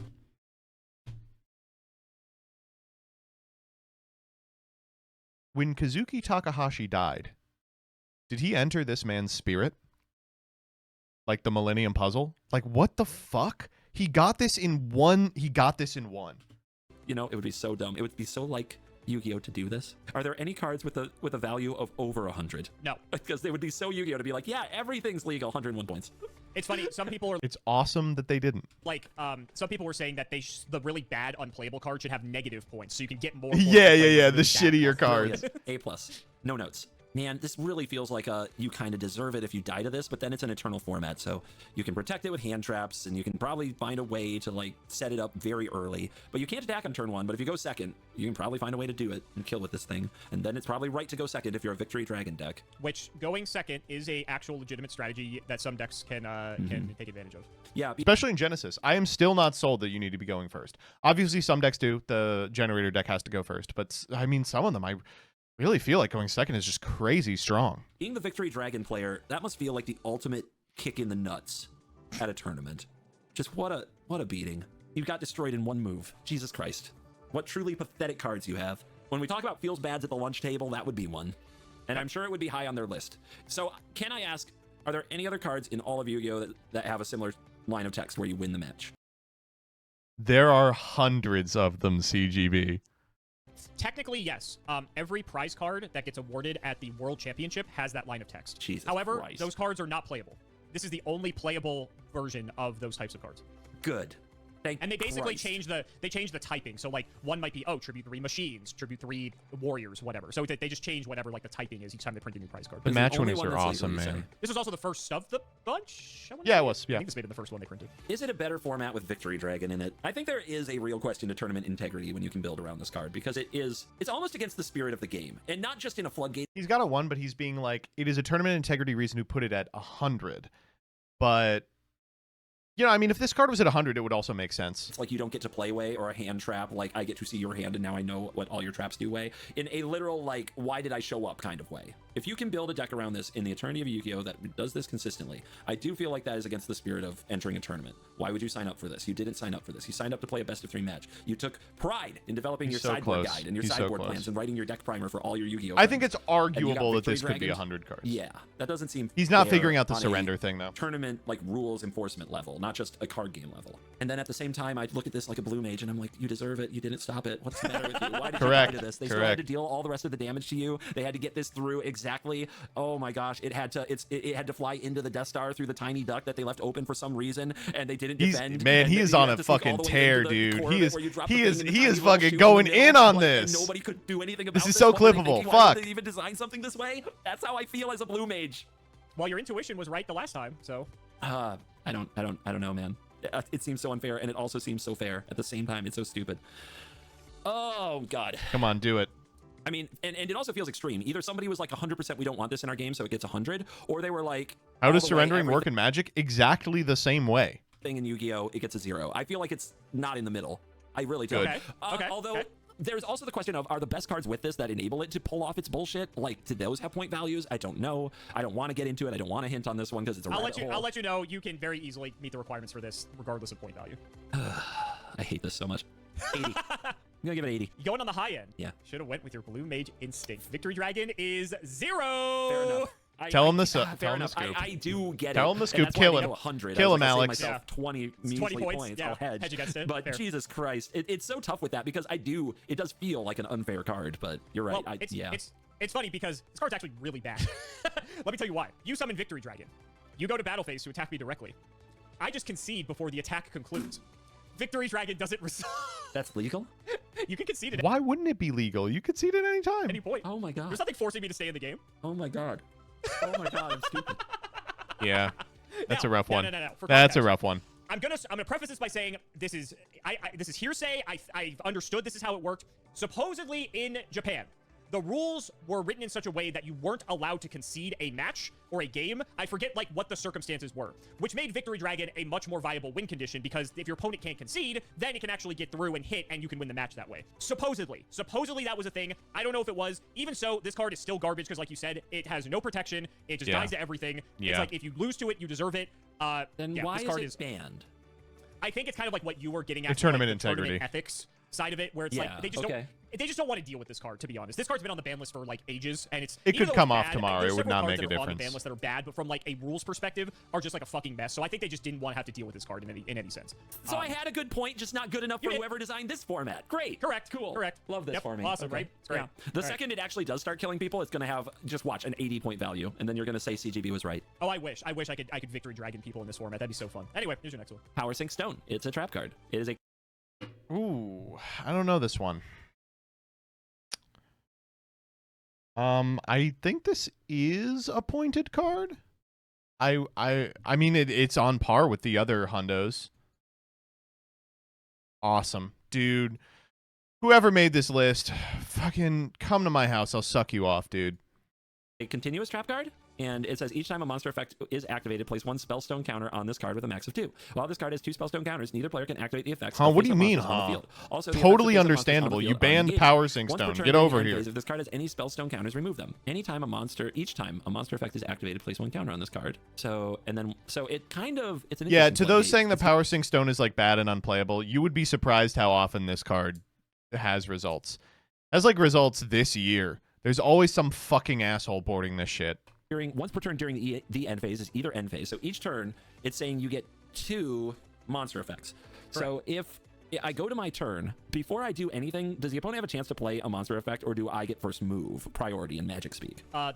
So when you go into the draw phase, you have priority, but then you pass priority to your opponent, and they have the opportunity to activate something. Then you move to the standby phase or the upkeep for our game, and you again have priority to play an action first. In the instance, this would be a quick effect action because you don't have the ability to do stuff to your main phase. But your opponent would theoretically in the draw or standby phase be able to do a monster effect. Yeah. This helps me. So in theory, you could do 2 monster quick effects before the opponent got an opportunity to do a main phase monster effect at sorcery theoretically speed. Yes. Yikes. And then as long as you can, I think you would like this card. Oh yeah, as long as you can keep doing it every turn, you can just kind of keep them semi-locked out, or you can keep doing it to each other if you both have quick effects with hand traps and such. Oh my god. What a silly card. What a silly card. Definitely an interesting floodgate. Is a problematic one. It's definitely possible to build this in a deck with a lot of quick effect things and lock the opponent out of basically getting to use some of their summonings for a good chunk of the game. This is feelings, Yu-Gi-Oh! Somebody getting Power Sync Stone locked probably didn't like it. He probably didn't like it. He's catching on. You've been showing me like hundreds and 90s, then you showed me 2 zeros, so now is it time to go in the middle with reasonable numbers? Is now the time that the Simo meta shifts to more like realistic? Maybe he has a shot at figuring these out. I still love how we just have to think about how the other person structured the video more so than actually evaluate the card. We do. I mean, there's still hints in the card. Yeah, so of course. I think there is probably a significant problem with multiples of these because at least there is the recourse of just destroy the trap with a spell, you nummy or something like that, since it doesn't seem to affect those things. It only affects monsters. There's got to be a way around it, and I think that this is a solvable card, but it is an annoying one, so I can see why it would hit a point value. So what's like a reasonable point value for a card like this? I still don't feel like we've gotten to that. Like, we don't have a good baseline. Our baseline is Pot of Greed at a level, and then 2 things that are insanely high and 2 things that were fine. So I still don't know what, like, a floodgate that was probably reasonably powered or potentially OP at points that could lock people out of a chunk of their deck for the entire game. I don't feel like I have a real clue to what that should be. It doesn't feel like it should be like 100 so that you only have 1. To be fair, even with whatever you think is correct, doesn't matter in feelings-based Yu-Gi-Oh! Here. Yeah, well, yeah, some of these just don't make sense for What is this fucking feelings-based Yu-Gi-Oh! Thing? He's like, oh man, it's just if the card feels bad and also is a floodgate. This guy hates floodgates. What are you talking about? Reasons, right? You're trying to apply logic to an emotional-based format. Then I should just always answer. What the fuck do you mean an emotional-based format, dog? What does that even mean? He's like, yeah, you know, they're just making decisions based on feels, not reals. Like, it feels bad if you stare at your opponent for 14 turns behind a floodgate. It's like, yeah, dude, that sucks ass. Mystic Mine had a 47% win rate. Was it feels Yu-Gi-Oh! When we banned that shit, you know? I don't know. It's just strange. Like, rectifying bad play patterns is the purview of every Yu-Gi-Oh! Format, even if those play patterns are not particularly crazy. How many shit-tier FTKs have we boxed out, right? I don't know. And if you want to know the insights that's causing them to do this, the reason that they're not, you know, just picking cards because they're emotional, they've been publishing blog posts that explain their reasoning. I don't know. It's just, why this animosity for this format? Or 69 or 50, but what kind of a video is that? See, this is another one where I'm like, if you build your deck around this, how do you win? I guess you play like generic monsters, and there are cards like this in Magic. I'm thinking of like Torpor Orb and things that just make it so your monster effects don't happen when they enter, and you still build your deck with creatures. They just happen to be vanilla or different kinds of effects that don't get affected by. Dude, he's like totally on point here. He's like, all right, it's a floodgate, but of course you can build your deck so that you don't incur the wrath of the floodgate. Torpor Orb is a great example because that is a card that in a perfect world would not exist. I mean, it's so great. This because it's activated effects of face-up monsters. It's both. Thinking So of this activated card effects as like and Winter any, Orb continuous is like, effects okay, of yeah, it should be So killed. it's just big vanilla smashes, as we'd say in Magic. It's like everything is just its power, and just its power really, because only one number matters here, just its attack or defense position. The problem stats. here is that CGB loves floodgates. Oh, he's a disgusting prison duelist. How bad is that? They still smash into each other. Just stops all the combos from going off. That seems fine. Oh man, I like floodgates. I like cards like these, and they're even better in like Commander. But oh well, can't talk about Commander because you guys don't play 4-player enough. All right. Thank God for that. Turn 1, you drop this. Their turn, 2 quick effects. They don't get to do their things. And then your turn, try to find a way to reload because you have card draw in your game, and on it goes. So you could limit the card draw, or you could limit this card. I think that you limit it just fine in like the 30 range, 30 to 40. I'm going to take a mid shot here. This one I might also say could be fine because it is hard. This one's frustrating. I think you should probably have given him a little bit of insight into the format philosophy where they're like, no, we want players to be able to execute their combo. Like, it's hard to be like they banned every dog shit floodgate without an understanding that philosophically they are taking a stance against dog shit floodgates, right? You're never going to intuit Angel 07 is 100 unless you know this. To establish exactly, but I can see it being annoying. It's hard to establish what's fine in a format like this because everything's legal, but I can see this being annoying enough that somebody would put a value on it, and that's how it ended up here. I think it is diabolical that you have cards that are 0 on the list because you had so many cards to show me. It's kind of mean. Yeah, you fucking asshole. I'm gonna go with 40 for this one. I'm gonna say they don't want it in a deck with a bunch of pot of greeds because then you can just keep drawing into the quick effects, but they want you to have to pay a price for maintaining it, and they also don't want 3 of them, so I'll go 40. You are correct. They do not want Power Sync Stone in the same deck as Pot of Greed. Because Power Sync Stone is 100 points. Jesus Christ, really? Is it that bad? I mean, it's a broken card, yeah, but like we just don't like floodgates. The design philosophy of this list, we talked about how Way's doing it now. Well, you can't tell him about the design philosophy now. Part of the design philosophy is they don't want floodgates, and now that I've shown you a floodgate and you fucked it up, this is made up by the AE is that this is an evil way to do every it. floodgate in the game is on the list at 100 points or at some ridiculously high number because they want to, not encourage that. Can you imagine that? A world without prison pieces? Right. Style of gameplay, This is I guess. Commander. This really is Commander. Yep. Oh yeah, Commander. Famously, no annoying ass floodgate pieces available there. Oh my God. Which, it's ironic because we have an actual game with an actual ban list. Unreliable and they narrator. don't ban these cards in that format. But Yeah, and the format's way worse for it. When was the last time you were like, thank God Teekboo is at 1? Oh, what a great play pattern that we've gotten here. in baby Commander Reddit Yu-Gi-Oh, we get What the fuck, dude? He wants to play Teekboo. He's like, this is fucking fake ass baby shit. I'm not having fun unless my opponent flips Gozen and I flip Teekboo. and hit all these cards and basically make them unplayable because would you rather play 1 Power Sync Stone or 3 Pot of Greed? I think people are going to choose the latter. Yeah, they gave The game would be better if they banned this card in advance too. you a choice. It's just a really obvious one. Okay. Exactly. Sure. Exactly. Wow. So- they just want people to pop the fuck off. Okay. Yep. Yes! Yes, that's Yu-Gi-Oh! Yes, dude! I get he's a blue mage. I understand the impulse. You play Yu-Gi-Oh to pop the fuck off. Yep. You're learning a lot. You're learning a lot. Okay. All right. yeah. So now Nice just to think about know this through the lens of Commander players. Just think about it through the lens of Commander players. And you'll Yeah. probably get all the rest of them right. There's a design philosophy that they have. Final countdown, spell card. Pay 2,000 life points after 20 turns have passed after you activate this card. Is FC money? FC's got to be money, right? This might be like a hundo.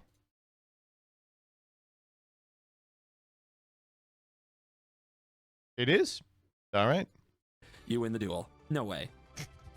There's no way. What? There's no way this has a point value, is there?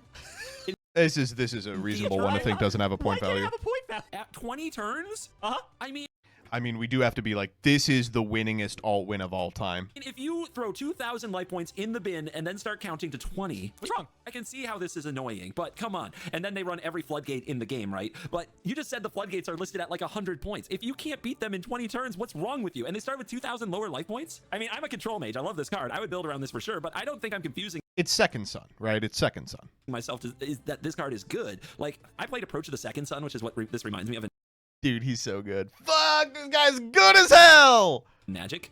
And Approach of the Second Sun. Have I shown you this card? I don't think so. It's a win the game card? Yeah, I'm stealing your video. Shit ass card, by the way. Approach of the Second Sun is Final Countdown. That's all you need to know. And also one of the most dog shit win conditions for a control deck ever. I remember when this came out, I was like, really? This is what we're winning the game with? Jesus Christ. Ooh, let me cast 2 7-mana sorceries. Ooh.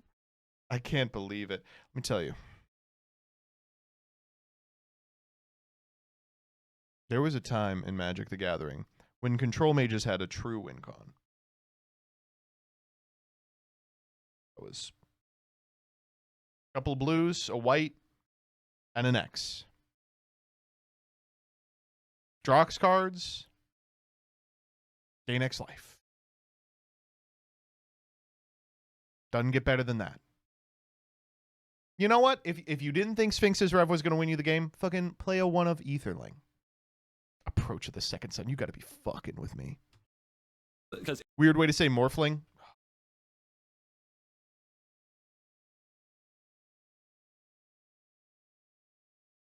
Yeah. You know the one downside to Jace the Mind Sculptor is that he won the game. They should have never made him able to win the game. Would have been the exact same format, but it would have been much more fun. it's one of my favorites, and I actually am surprised I didn't Weird get way around to say showing it you. Superman! This was, He does it all. A win con in Magic and in Standard, and it had decks like built around it. The Approach of the Second Sun was cast from your hand, and you cast another spell named Approach of the Second Sun this game. You win the game. Chase the Mind Sculptor, better than all. Chase the Mind Sculptor. Similar concept to this in Yu-Gi-Oh! It's called Slash Draw. It's not exactly this, but it's essentially this concept. So, yeah. This is not Slash Draw. This is Final Countdown. So we have something similar to this. Yeah, you stole it right back. Approach of the Second Sun was like the worst card in the deck. It really was. The win con was Celestial Colonnade, let's be honest. Fuck, man, it really was. It really was. A 4/4? Amount of time you spend your 7 mana on a sorcery speed, even though it gains 7 life to set you up to win 7 turns from now. People could often seize. Was Colonnade a 4/4? Am I going crazy?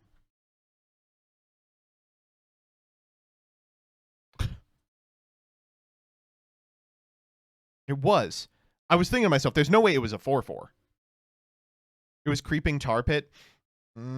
It was also Creeping Tar Pit. That window and the sheer amount of like setback tempo and win the game from there. Like they really could get very far ahead. Like ramping this out just left you way too far behind. And playing this, so this was popular control decks at a pace where like, Mutavault did a lot of work. You try to grind them completely out of resources, then you cast Approach. But anytime you had to cast Approach and they had like even a board presence, you usually lost that game, right? Unless you just happen to top deck your second copy off the top of the deck, right? That was when you won those games. It was really weird. It was a weird deck. Tef Shuffle itself. Oh yeah.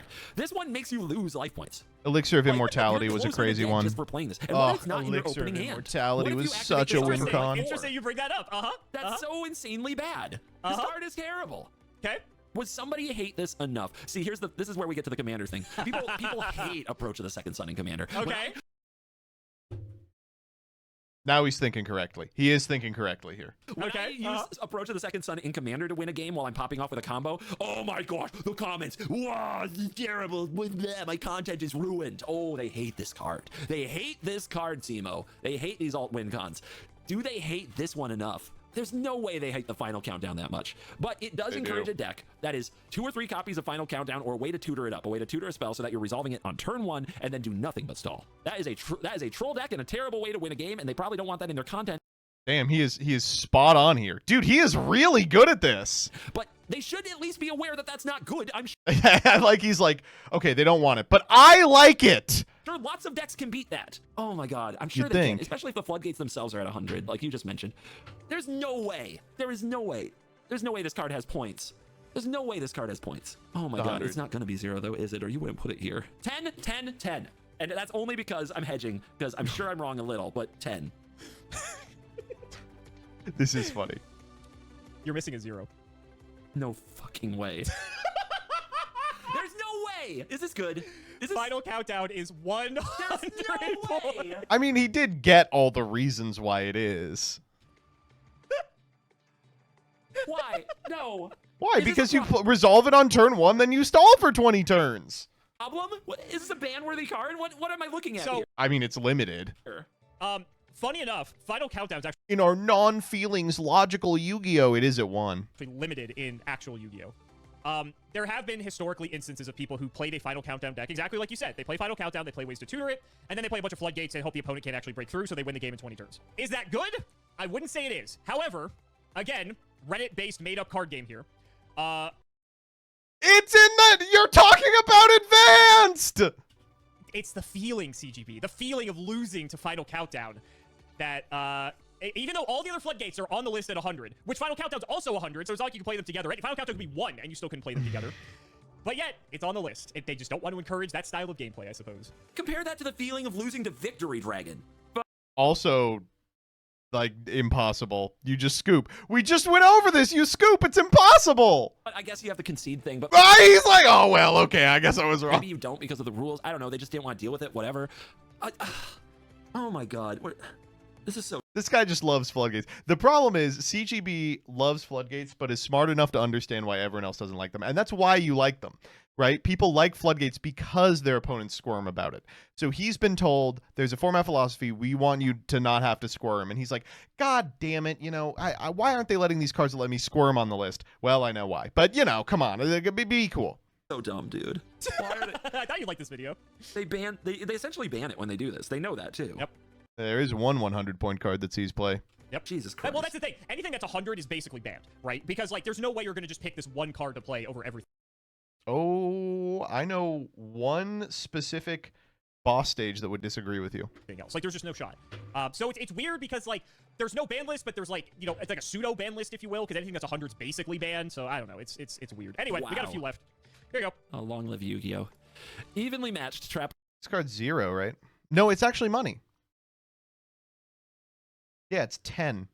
That's a cool number to be at at. the end of the battle phase, if your opponent controls more cards than you do, you can make your opponent banish cards from their field face down so they control the same number of cards as you do. If you control no cards, you can activate this card from your hand. Oh, shit. At the end of the battle phase, if your opponent controls more cards than you do, you can make them banish cards from their field face down so they control the same number.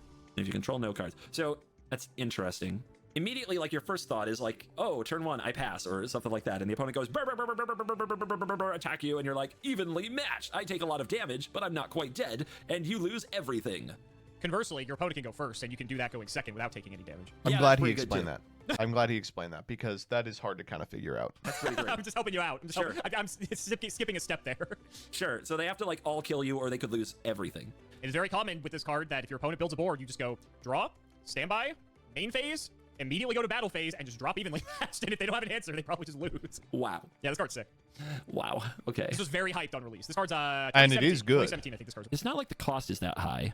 You can, like, I remember the card Balance in Magic. You can navigate your board into a position where they are in a superior spot. A little suboptimal play for a big, like, comeback effect. God, he's thinking if about they balance guard, relative to this card. That card's so much better.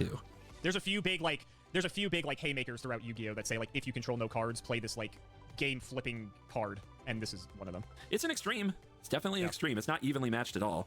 Just like Balance isn't balanced. It can be a very awkward top deck.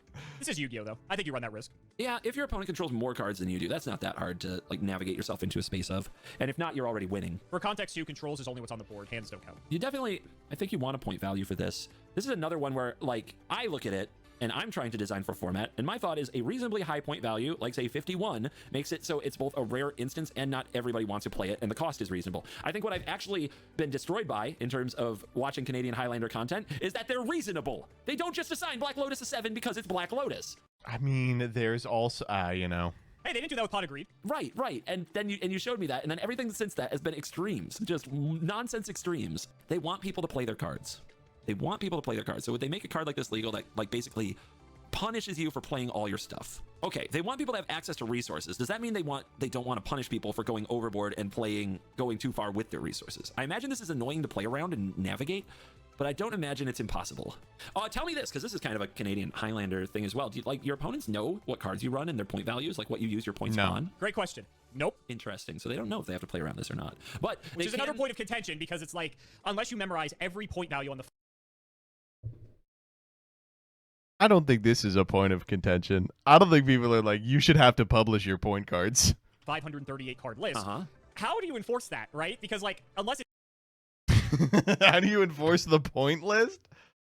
Deck checks at the beginning of the like what? You have to sign up with a deck list? It's very obvious, like you're playing Final Countdown and Power Sync Stone together, right? You know, what's to stop you from playing like 105 points? Yeah, what's to fucking stop you from playing Butterfly Dagger Elma? No, who knows if that shit's banned? 110, you know? Well, Like, we're tournament players. We're going to go through, like, if they Yes, do, we have integrity. we're going to We go, have integrity. no, what I'm trying to say is we're insane. We are going to go through their graveyard and every card they revealed before going to game 2 and try to mentally, like, add up all the points so we can calculate Correct! like what they can and can't still have in their deck from the information we gathered from the game. That's now a thing. So this is another one where I want to say, like, give that a 51. Like, make it a high cost, but when they get you, it gets you. Make people think about it, but there's a way to math their way out of it if they're paying attention. If this is another 100 one, this one time I actually am right in the middle. I feel like we're due for the middle, and it's called evenly matched, so I even have flavor on my side. I'm gonna go with 51. Final answer. Yes. Evenly matched is 10 points. Cool. Cool. Cool. That's great. I love that. Okay. Is it a good card? Very good card. Yeah, Very that's good what card. it reads like a great card. It is. I mean, the the Odeon list was on it, right? Go back to the Odeon list. Yeah, triple main. Great card. Really cool card to be in the format, actually. Since release. Again, kind of like Dark Ruler No More, a bit format dependent. It's another board breaker type card, like I mentioned. But Should very be strong, less. very much in No, the this sense, is good unlike at Dark Ruler 10. No More, that if single-handedly, if this card is present in a format and your opponent does not have a trap negation specifically for evenly matched, you will just lose to this card because most of the time with like combo decks, they go all in and don't really have much follow-up. So then they just. But that's a Genesys thing. Is like every good deck has follow up, because you are like very infrequently is a Genesys game going to be like one turn cycle. Your opponent just goes straight to battle phase, drops evenly match, and if you don't have a way to deal with it, you just straight up lose the game. Also very unique because it forces the opponent. Where is to manage their Onomat, own by the card, way? So it actually gets around things that say like your opponent's effects like don't like interact with this card or things like that. So there's like some cool stuff like that too with it. But very good card. This card is very expensive on release. It's been reprinted several times now, so it's pretty cheap. Yeah. But it'll probably see play There's for money. the foreseeable future. It's like not banned or limited or anything. It's at the rate it always has been. And yeah, it's actually a pretty healthy card for the game to kind of like keep things in check. Does playing Prog make you hate Genesys? Both Gage and Alex are weirding out about it. I don't know what's up with Gage. Gage, it's kind of a weird position because he was like, I think he was kind of hurt that people were coming to the Edison of things and being like, when are you playing Genesys? And he was like, I'm playing Edison. Like, I like playing Edison. I don't have a problem with that or whatever, but he also did upload a video on his channel where we all played Genesys together. So, like, obviously people are going to be like, hey, when are we getting more of that? Right? So. To an extent, right? So, yeah, very cool card. A lot of people love them. Yep, me too. 10 points, huh? What do you think of that? Yeah, it's cool because you can Very play 3 playable until card. 70 points. Like, I think that's a fair value to assign to it. Yeah, a lot of the like board breaker type stuff, like Dark Ruler, like evenly match, actually has very low point values, if any at all, because I think those types of effects are actually needed in a game like ours to kind of like check these really powerful combo decks to be able to give you fighting answers against those. So I think it's again, they're wanting to make sure you can play Yu-Gi-Oh. These cards let you play Yu-Gi-Oh, and yeah, they're blowouts to an extent, but they let you play the game. So I think that's kind of like part of the design philosophy as I well. wonder how many decks are going to run like 3 evenly matched, or even the one of. It's interesting. Yeah. Okay. It's Cool.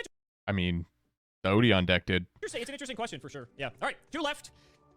You mentioned it earlier. Guess who's back? No. Tearlaments, Kith Colors. Everything's legal. Let me go on record and say you should not be playing this card. But peeps. So, all right. I mean, I can read this whole thing again. I remember you. If this card is special summoned, you can take 1 Tearlaments card from your deck, add it to your hand, or send it to the graveyard. You can target 1 monster you control, special summon 1 Tearlaments monster from your hand or graveyard. If you do, send the targeted monster to the graveyard. If this card is sent to the graveyard by card effect, you can send the top 5 of your deck to the graveyard. You can only use each effect of this once per turn. 2300 attack, 1200 defense, Aqua Fusion. And just to remind you, she was banned. Oh, yeah. Oh, yeah. Come back, Fish Lady Waifu. All right. I thought it'd be fun to revisit these since, they skewed your whole perception of our game so heavily. There are interesting Tyr is dead in approaches Genesys, you yes, can but take Tyr to Stina having is this alive. legal, but managing it. And I have no idea which one they're going to choose. Vibes-based, CGB. Vibes-based. I hate that. But I know from the video, enough people love this, that it would be stupid of them to just completely decimate it before Correct. people got a chance to play it. If anything, they'll probably adjust the numbers after seeing some results. They're good. I mean, This should be a show me situation. People should be able to show you Tearlaments can still dominate before you move it. And I think that they would want to agree with that with the philosophy we've seen so far, which is play your cards. But there's a lot of different ways to manage this. You could have no values on these and let people do it. And you can always adjust values later. You can put values, high values on key pieces, right? To try to pseudo-restrict, pseudo-ban some cards. Or you could take a number of different cards that go in the deck and adjust values along the curve. And you could like min-max, as I'm sure people will do, of trying to figure out which Tearlaments together are too good. Do you want Tearlaments with 1 Pot of Greed or 3, for example? And figure that kind of thing out. And then every single item, every single menu piece for the it deck is could cool be to up be for like grabs from a key 1 cards point in card to a Tearlament, 30 the or deck 40 where point every card is and every you could try to card. build the optimal Tearlaments deck. And people who like that, I think will like that, and people who hate it like me will despise it. So I'm assuming this is being made for people who are the latter, who like that. So this should have a number. It should not be 100. If it is, oh my god, you should be able to play this, probably a few of these, but then you put some point values on a few of the other cards so that you're not running the perfect Tearlament deck if you run all of them. That's probably the fun way to make people make interesting decisions for gameplay. But that's not who's designing this format. It's vibes-based. To be fair, Tearlament was a very... They're really latching onto this, despite the fact that it is so obviously not vibes-based. interactive deck. Is this the 51? Ooh, okay. No way. No, I hope not. Every one of these, his gut has just, he's like, that's what it is. And it's been right. And then he's like, well. Like, this is where I am a little emotionally invested now in the people. Like, I am pulling for the people who like this, even though I'm not necessarily one of you. I want you to enjoy the format. This should not be that high. This should probably be, if they want people to see if Tearlament he will know your ways as if he is born into them. Can kick ass in current Yu-Gi. You should not have challenged the Magic player on a dumbass esoteric format. Stupid ass point structure associated with it. They will outrank you. I would in say this you give situation. This like a 10 to 20. Try to keep them from running too much Pot of Greed, so that it's at least it doesn't have that extra gas on the fire. Make them commit, but don't make them commit completely. And I mean, the other thing I don't know, and this, I don't know, can you answer this question? Your call. Is there any other Tearlament staple that has points assigned to it? I will not reveal it. I see. Okay. Yeah. Because that all of them. They all have points, and it's the same points. Sure. Because and I'll let you know when you get your answer. So now I get to try to decide if I want to meta that information that you won't reveal it. Because if this is the only Tearlaments card that has a point value, now we look at like maybe they do give it a 69 or something stupid, and you have to build the rest. 50. Like you have access to the rest. There of the is Tearlament no pool, right? number So this maybe card you could have be at just if no one of other these. Tearlament Maybe was this is hit. 100 If then. this was a You didn't tell me 100, that. Tearlament would be the if there best are other deck by cards that have miles. Point values, then you get into like min-maxing of what kind of a deck you can build. 520 some cards on the list. Jesus, 530 cards. The most iconic Yu-Gi-Oh deck of all time, from what I can tell. Enough to get this washed Magic Arena player over 100,000 views on a React video. Insane, by the way. Still amazing. My gut says this should be like 23, 29, 30 something. That's what my gut says, so that you can still play 80. 3 copies and play the deck. Because if Pot of Greed is 80. like that, why wouldn't this be like that? I think it's a selling 80. point that people who may have quit the game you only can need dust one off extra their deck. Kit Kalos and get it on, man. 80. I think it is. I'm gonna go with the gut. I'm gonna say 30. I'm gonna go with the Pot of Greed number. You should have gone with your other gut reaction because Kit Kalos is 50. Wow. Okay. Still one of the closest ones I've had. It is. Yeah, compared to some of these other ones, yeah. They took a very interesting approach with tier. Basically, most of, not all, but most of the tier cards, they put at 50 points. So you can play, like, one Kit Kalos and one other tier card, but then you can't play with the others. This might sound crazy. Even with that restriction, people have found ways to play Tearlament in this format. I mean, Peeps has. I think he's the only guy. Not joking. See, that's why I was saying, I think as a selling point for the But that's such a good selling point. CGB has the totally right opinion on this. He's like, oh, that's awesome. It is. It's great for people who like this. format. Wouldn't you want to tell them that this is a possible thing instead of restrict it so much? But apparently Exactly. Yep, Kit Kalos is strong enough by itself that the deck plays one tier name, and that is apparently enough to make Tearlament a playable deck. Incredible, actually. There's a couple other like Tearlament cards that aren't on the list anywhere. Not as good, obviously. Tier Cash is free. They just play some of the less good cards. Celiac is free. Meta Noise is free. Which is insane. I did not think that was possible. Reef so I'm is curious free. to see where it goes because the format's still very young. But yeah, theoretically, tier is playable. Unfortunately, so, DD Crow is free. Someone did the math. If you played the full power tier deck that I showed you several episodes ago in this format, do you know how many points it would cost you? The full power tier deck, and so many of them are like 50 points. Math. 30 card deck. 40 card deck. Well, I'm thinking, I am honestly like picturing, and we've got an extra deck actually, so even that was wrong. But I was trying to think of like just the filler enabler cards that probably don't have numbers. I'm gonna go with 3,000 points. 2,000, which is still insane. Okay. It's Still pretty high. Still pretty high. I didn't want to think about the extra deck too hard, and I just threw 1,000 points on it. I was gonna say 2,000. That's pretty close, honestly. But like that just gives you an idea of like how ridiculously overpowered. Abyss Dweller was a hundo. Cooking, baby. Yep, cooking. All right. Last but not least, you knew this was coming. Let me out. Maxx C. 50? Oh God. I would be remiss if I did not show you this one. 500 attack, 200 defense, level 2. During either player's turn, you can send this card from your hand to the graveyard. This turn, each time your opponent special summons a monster, immediately draw one card. The Maxx C challenge is back. You said that. Where does Maxx C fall in Genesys format? You said Interesting edit. that Master Duel ran this, right? And it's just like every deck's a Maxx C still legal deck? in Master Duel. Yeah. The first we 10 love cards it. anyone puts in the deck is Maxx C, and the counters to Maxx C. And they want people to play the format. This would be the funniest way to end the video if this were 0. That doesn't seem right. That doesn't seem right. No. Man, I could see on power level and them just not wanting to deal with Maxx C challenges in every game of the format for the rest of time, putting it at like 100 or to soft ban it, or putting it at 50 Honestly, oh my God, what? to hard limit it. Lisan al-Gaib. Lisan al-Gaib. The whole point is like what you're showing me. The Commander Rules Committee never banned Risk Study, and people will always wonder why. People hate that card so much, but I'm happy for that, by the way. The point is that having like a billion cards in hand is its own dream, and this was a card that enables that dream. Is it the best card in the format? Yeah. Should something have maybe been done about it? Yeah. Tough. Deal with it. Something's got to be the best, and at least this one is fun for the person who has it. Uh-huh. That is true. Maxx is pretty fun for the person who has it.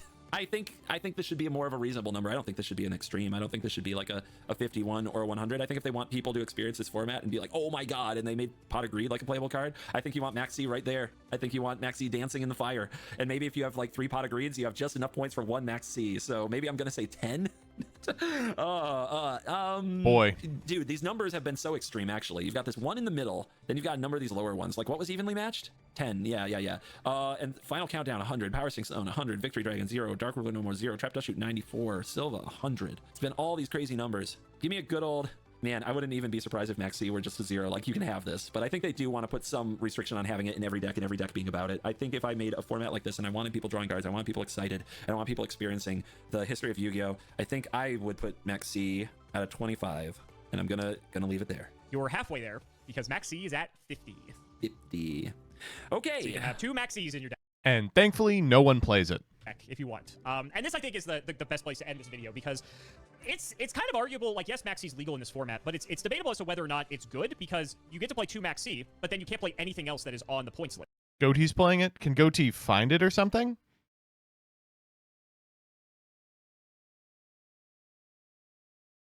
Yeah. Okay, well. Right? So what are you drawing? Is that worth it? What are you drawing? Right, exactly. Yep. Yeah, precisely. And there's plenty of powerful stuff like that's not on the points list. Like, don't get me wrong. But you know, it's one of those things. Maxx goes crazy in Battle Wasp. You search it every game. What do you do in Battle Wasp? I really have no idea without Armor Horn and Papillion and shit. Things where people looking at the list have to decide, man, is this really worth it? Because at the end of the day, we call it an engine or a non-engine piece. Engine is like something that goes with your archetype, that's usually searchable, okay, and well, sort of contributes to your main game plan. Maxx is not. Find Maxx. Oh, yeah. Like, that you just have to draw it and hope that you have it to hit your opponent with it. And it's kind of just like, if you have it, you'll use it, and if not, it's going to be buried in your deck, you know, most of the time. So would people rather have an engine piece that's something they're going to see way more consistently, that helps them achieve their main win condition? Probably, to be honest. So, like, even with Maxx being at 50 points and being to be clear, copies, the Charmies are like 7. To be honest with you. Oh, I agree. I have this weird feeling that everything over like once the competitive thing happens, my intuition, which is obviously great when it comes to these things, but my honest intuition is that almost everything above 40 is just soft banned. Pretty much correct. Yeah. I guess I would say 15 is... God, I think this Ash Blossom at 15, obviously it has a lot of application in the deck that needs fires in hand, but like, I think you're going to see this a lot more, this Ash Blossom at 15 shit. I'm trying to think who has a high numbered card. Odeon is playing 10s. Generator is the only one I can think of that's playing like a flat big number card. Exosister is playing, I mean, what is money in Exosister? Dark Holes. A T-King in the main? Like, does that really need to be in the main? Truly, could that be anything else? I mean, I imagine so. This Radiant Typhoon deck has no pointed cards. I get to play 3 Pog, right? Artmage has no pointed cards. They get to play, like, Hand Traps and Black Olafs. That's really cool. No pointed yet. I think they did say they were thinking about pointing some Radiant Typhoon shit. What this other Radiant Typhoon play? Good cards? Yeah. Good cards. Ooh, and Zeus. Ooh, and a really small extra deck. Ooh, okay. You could run Pot of Greed and more, or you could run these cards that are amazing. Imperm needs to be lowered again? No, I think it's important that Imperm is, like, distinct from Valor. I don't know, man.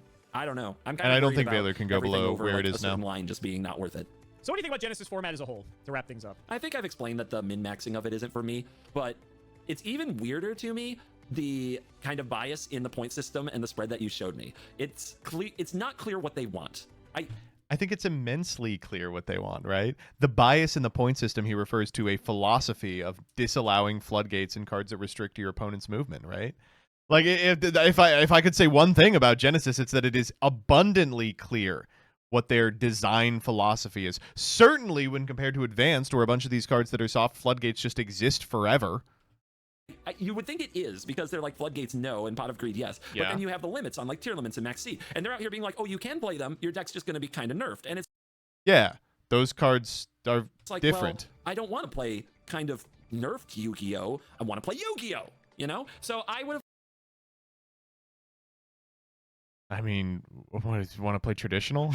thought that if they were going to go hard after the feel bads of the format, that they would do a better job enabling the feel goods of the format. Like, I hate to be like this, that's the maximum amount of Tearlaments you can play, right? Like, you can't play more Tearlaments than that, or else the game is over. For the people who enjoy them. And I think that showing, like, I do think that in a competitive sense, a lot of these cards that are in the 50 range will just not be worth it. It strikes me that way. And that you're going to find out that these cards, you know, don't make the cut, and that will be sad. So I wouldn't be surprised if they got some numbers lowered or changed. But overall, what I think of it is like, I guess if your perspective is any card that isn't 100 should be considered for play, then there are situations where they've done a pretty bad job, right? Like the cards that are at 50 or at 40 or at 60, it is really almost impossible to find space for them. So I guess if your argument is every single card on this list should be considered in most decks, then yeah, but I just think that it's good that Maxi isn't playable, and I'm willing to overlook like a lapse in their philosophical mores for the purpose of that. just try it. Why not? What could get worse? Yeah, I think that's like one of people's biggest critiques is that it just feels so arbitrary, you know? It just feels like so, and like just so out of nowhere. I mean, I really can't disagree with that more. I think these are totally methodical. I think they are almost as methodical as they could be. Every Rhoda at 33. The hand trap math is so interesting. The 5 fur and the 7 fur and the 15 fur are 3 really interesting benchmarks. I love things like, I mean, the trap Dustshoot that came up here, so you can't play it with Trapaholic. Like, I think that's a really elegant way to box out these situations. Like a card like a Trap Dustshoot, right? You don't want to cut them off from playing any pointed cards. It's not worth 100 to us. But, you know, maybe they can only play like some shitty hand traps or whatever. And when they're able to just change the values like at will, at the way that they can, it just... And I mean, also, Jail Schmix is 100% correct. This pales in comparison to the arbitrariness of the TCG ban list, in which we banned Protoss, then unbanned Protoss, and we're going to have to ban Protoss again, right? How often do things like get shifted around for reasons that make no fucking sense whatsoever and precipitate miserable formats like the current one? Like, oh we banned Raisin because that deck did well at Worlds, and oops, we accidentally fucked up and ruined everything. Just sort of makes it just like this confusing mess. And I think what's more irritating too is that they've actually been very communicative about this format. Like they've been making blog posts like almost every day or every other day and saying like, oh, check out this stuff with Genesys format and blah, blah, blah, blah, blah, and like addressing all these like issues that people are bringing up in the community. Great stuff, by the way. Great fucking stuff, by the way. Really cannot sing the praises of Konami more than I am at the present moment with respect to that. It's unbelievable. And like addressing all these like issues that people are bringing up in the community. Great stuff, by the way. Great fucking stuff, by the way. Really cannot sing the praises of Konami more than I am at the present moment with respect to that. It's unbelievable that we get that level of communication. And they don't do that with like the normal game, which yeah. I mean, again, crack theory, it's because of Japan.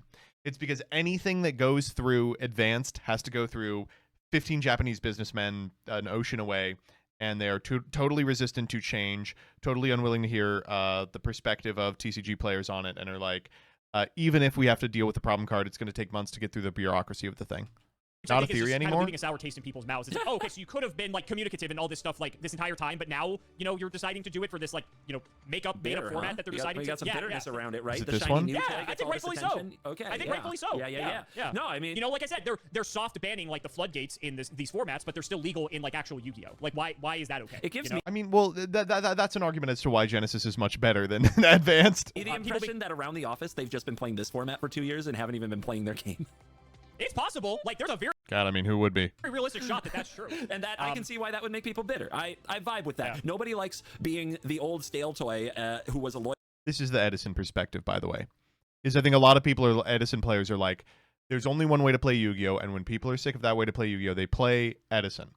If there's Genesys, maybe they play that instead, and that's potentially a threat. I just don't believe that. I think that the tournament scene can do more than one thing. I think Magic is a perfect example of how that can happen.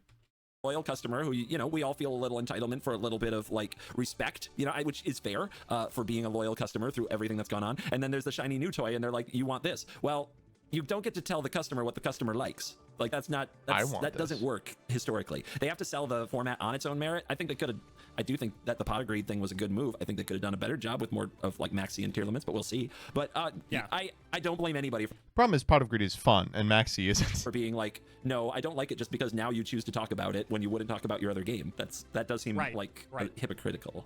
I hope you enjoyed. It was fun, too, that there was the overlap with Canadian Highlander, so I thought you enjoyed that as well. And if I do this with Rarin, we'll see how your final point score ends up against his. Click the link in the description to try Fuel today for 15% off using my code. Okay. My ultimate feelings on this video are Simo should be shot. No, I don't know. Everyone was talking this video up like Simo said a bunch of ridiculous things that I would totally hate. And, like, I think the short of it is that reaction is totally overblown. Like, I disagree with him on a lot of stuff, and I find it a little disrespectful. He called it the Reddit Chungus format for wholesome heckin' doggo millennials, but I don't know. I don't think I'd call the perspective bigoted. Like, I think it was like, I think Alex came into this video feeling that they did less work than they did on the format, and a couple of extra pieces of knowledge, like the point differentials with stuff like Trapaholic and revealing the format philosophy earlier to CGB, could have, I guess, endeared him more to the Genesys community. I think the short of it is Genesys just isn't for him, right? And he makes that clear in this video. I don't think he said anything that ridiculous. Like, you guys really want Simo's head because he called it Reddit? Like, come on.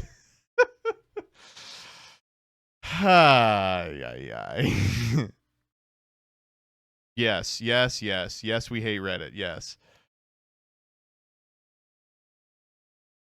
I think the issue is it's a little mean. Simo is out of touch with the state of Yu-Gi-Oh! And how cards interact with each other and alt formats, and thus he doesn't really get the whole thing. Yeah, but that isn't something I think he needs to be, like, canceled over, right?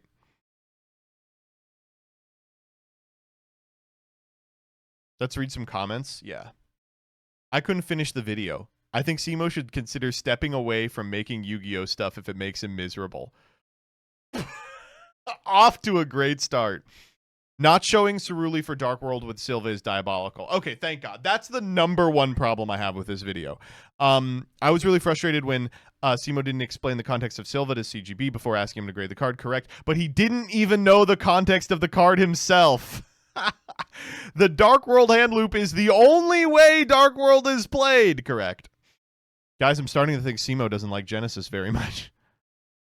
I'm very certain Trap Dustshoot is 94, so you can't play with Trap. Yep. Where is he getting all these contentions? I haven't really heard them before this. Oh, man. Wait, Siberian had a good post for this. Let me see if it's still up. I have to go to their disgusting DuckDuckGo link. Oh, I lost it. Yikes. Man, I don't know. I feel like you made a point of showcasing the format, but then deliberately got ready to refuse learning the format. Then at baseline, you are making horrible content. That's the same premise behind making fun of the literally 30-minute combo guy. Siberian, I'm not saying the video is good. Certainly, I'm not saying the video is good, but I don't think it's, like, cancelable. This feels like the most scuffed video Simo did with a non-Yu-Gi-Oh! Player guests. IDK for the most interaction and explanations we had from Konami, and he says it's vibes-based at some point. Only mentions No Link Pendulum the second or third of the video. I don't know. There's something weird with this video specifically. Wait, I like this concept, which is like the video is bad because we just didn't do research or something. Yeah, I mean, duh, it's a game for children. Who cares? All right, fine. When you find out your goat is washed, I feel like a sit-down video bring down your qualms with Genesys is definitely in order. This would, okay, Simo, if you're watching, this is $1 million. Just sit down and be like, why I don't like Genesys format. Just a 30-minute unscripted ramble at the camera. Like, and then I can react to it, and I can make a video that goes, Simo is wrong. And then you can make a video being like responding to Joseph's response, and then Farfa can make a video where he watches one in the left ear and one in the right ear. Here's a great take. All right, what do you got, CJ? I'm sure this one's going to be good. Do you think that, and hold on to your socks, I'm about to input an unhinged string of characters, the Simo videos count as a minstrel show? CJ, how dare you cut off who posted this? Who posted this? CJ, whose post is this? Tell me right now. Sib. Okay, well that is classic Siberian posting. That honestly, I if it was anyone else, weird to me that CGB can say I can't help but relate to these cards, then underestimate Dustshoot when turn 1 Thoughtseize has an over 90% win rate. Simo, you suck, Konami. Ban the floodgates. Konami takes care of the floodgates. Also, Simo, for some reason. How dare you, Konami? What is this, baby Yu-Gi-Oh? Every time he says, I don't know why they did this, add on, and I didn't even try to find out. I think calling this a feelings-based format is a feelings-based analysis of a format that's still early in its lifespan. Funny. This is literally the least divisive thing they've ever done. That's just an indictment of Konami, right? So now we complain when Konami is communicative and does address problems. Huh? All right. Simo once again showing he knows less about Yu-Gi-Oh than Magic players. Okay, Jesus Christ. Simo is actually Yu-Gi-Oh illiterate. This is one of the worst Simo videos I've ever watched. We should get one of these where MBT teaches Alex cards printed after 2022, and he has to guess if it won a YCS. Wait, this is money. This is such a good one. All right, Malice P. Dormouse. Now, you would think... Oh, my God. Genesys is about as controversial as free cake and ice cream in the work break room. Oh, man. What does Simo know about how things are going? He doesn't play advanced. Oh, man. Oh, my God. Deck capacity from Ray Chef. That's a great example. The only people I know who hate Genesys format are Edison players. I wonder why.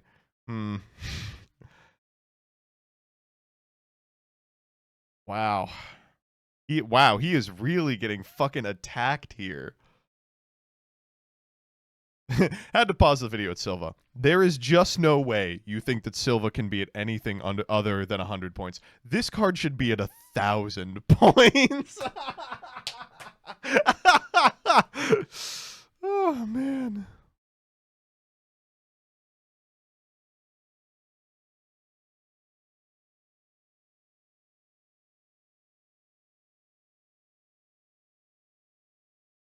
Genesys format has been stated to have YCSs in 2026. This video feels cynical and negative about a format that just started. It's kind of unpleasant to listen to two people ragging on something that has this much effort put into it by a team that clearly cares a lot about the player experience and community. Yeah? Well, you're gay. Wait, I have a better one.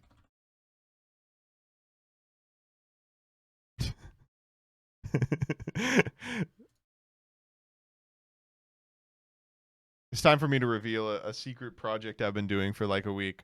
I hopped into Scarlon's server after Scarlon muted someone in her server for making 6-7 jokes, and I've typed 6-7 every like 6 hours for the past week, and then I left the server.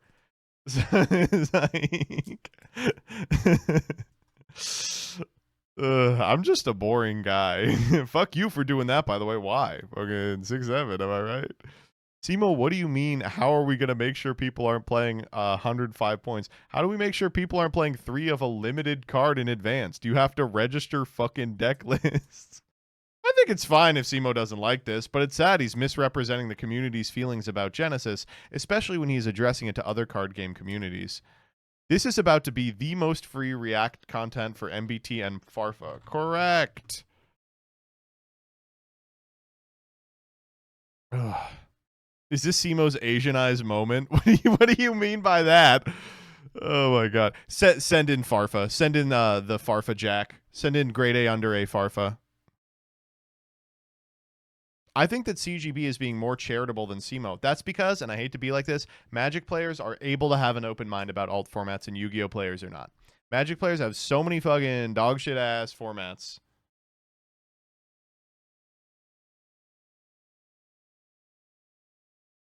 Oh, man.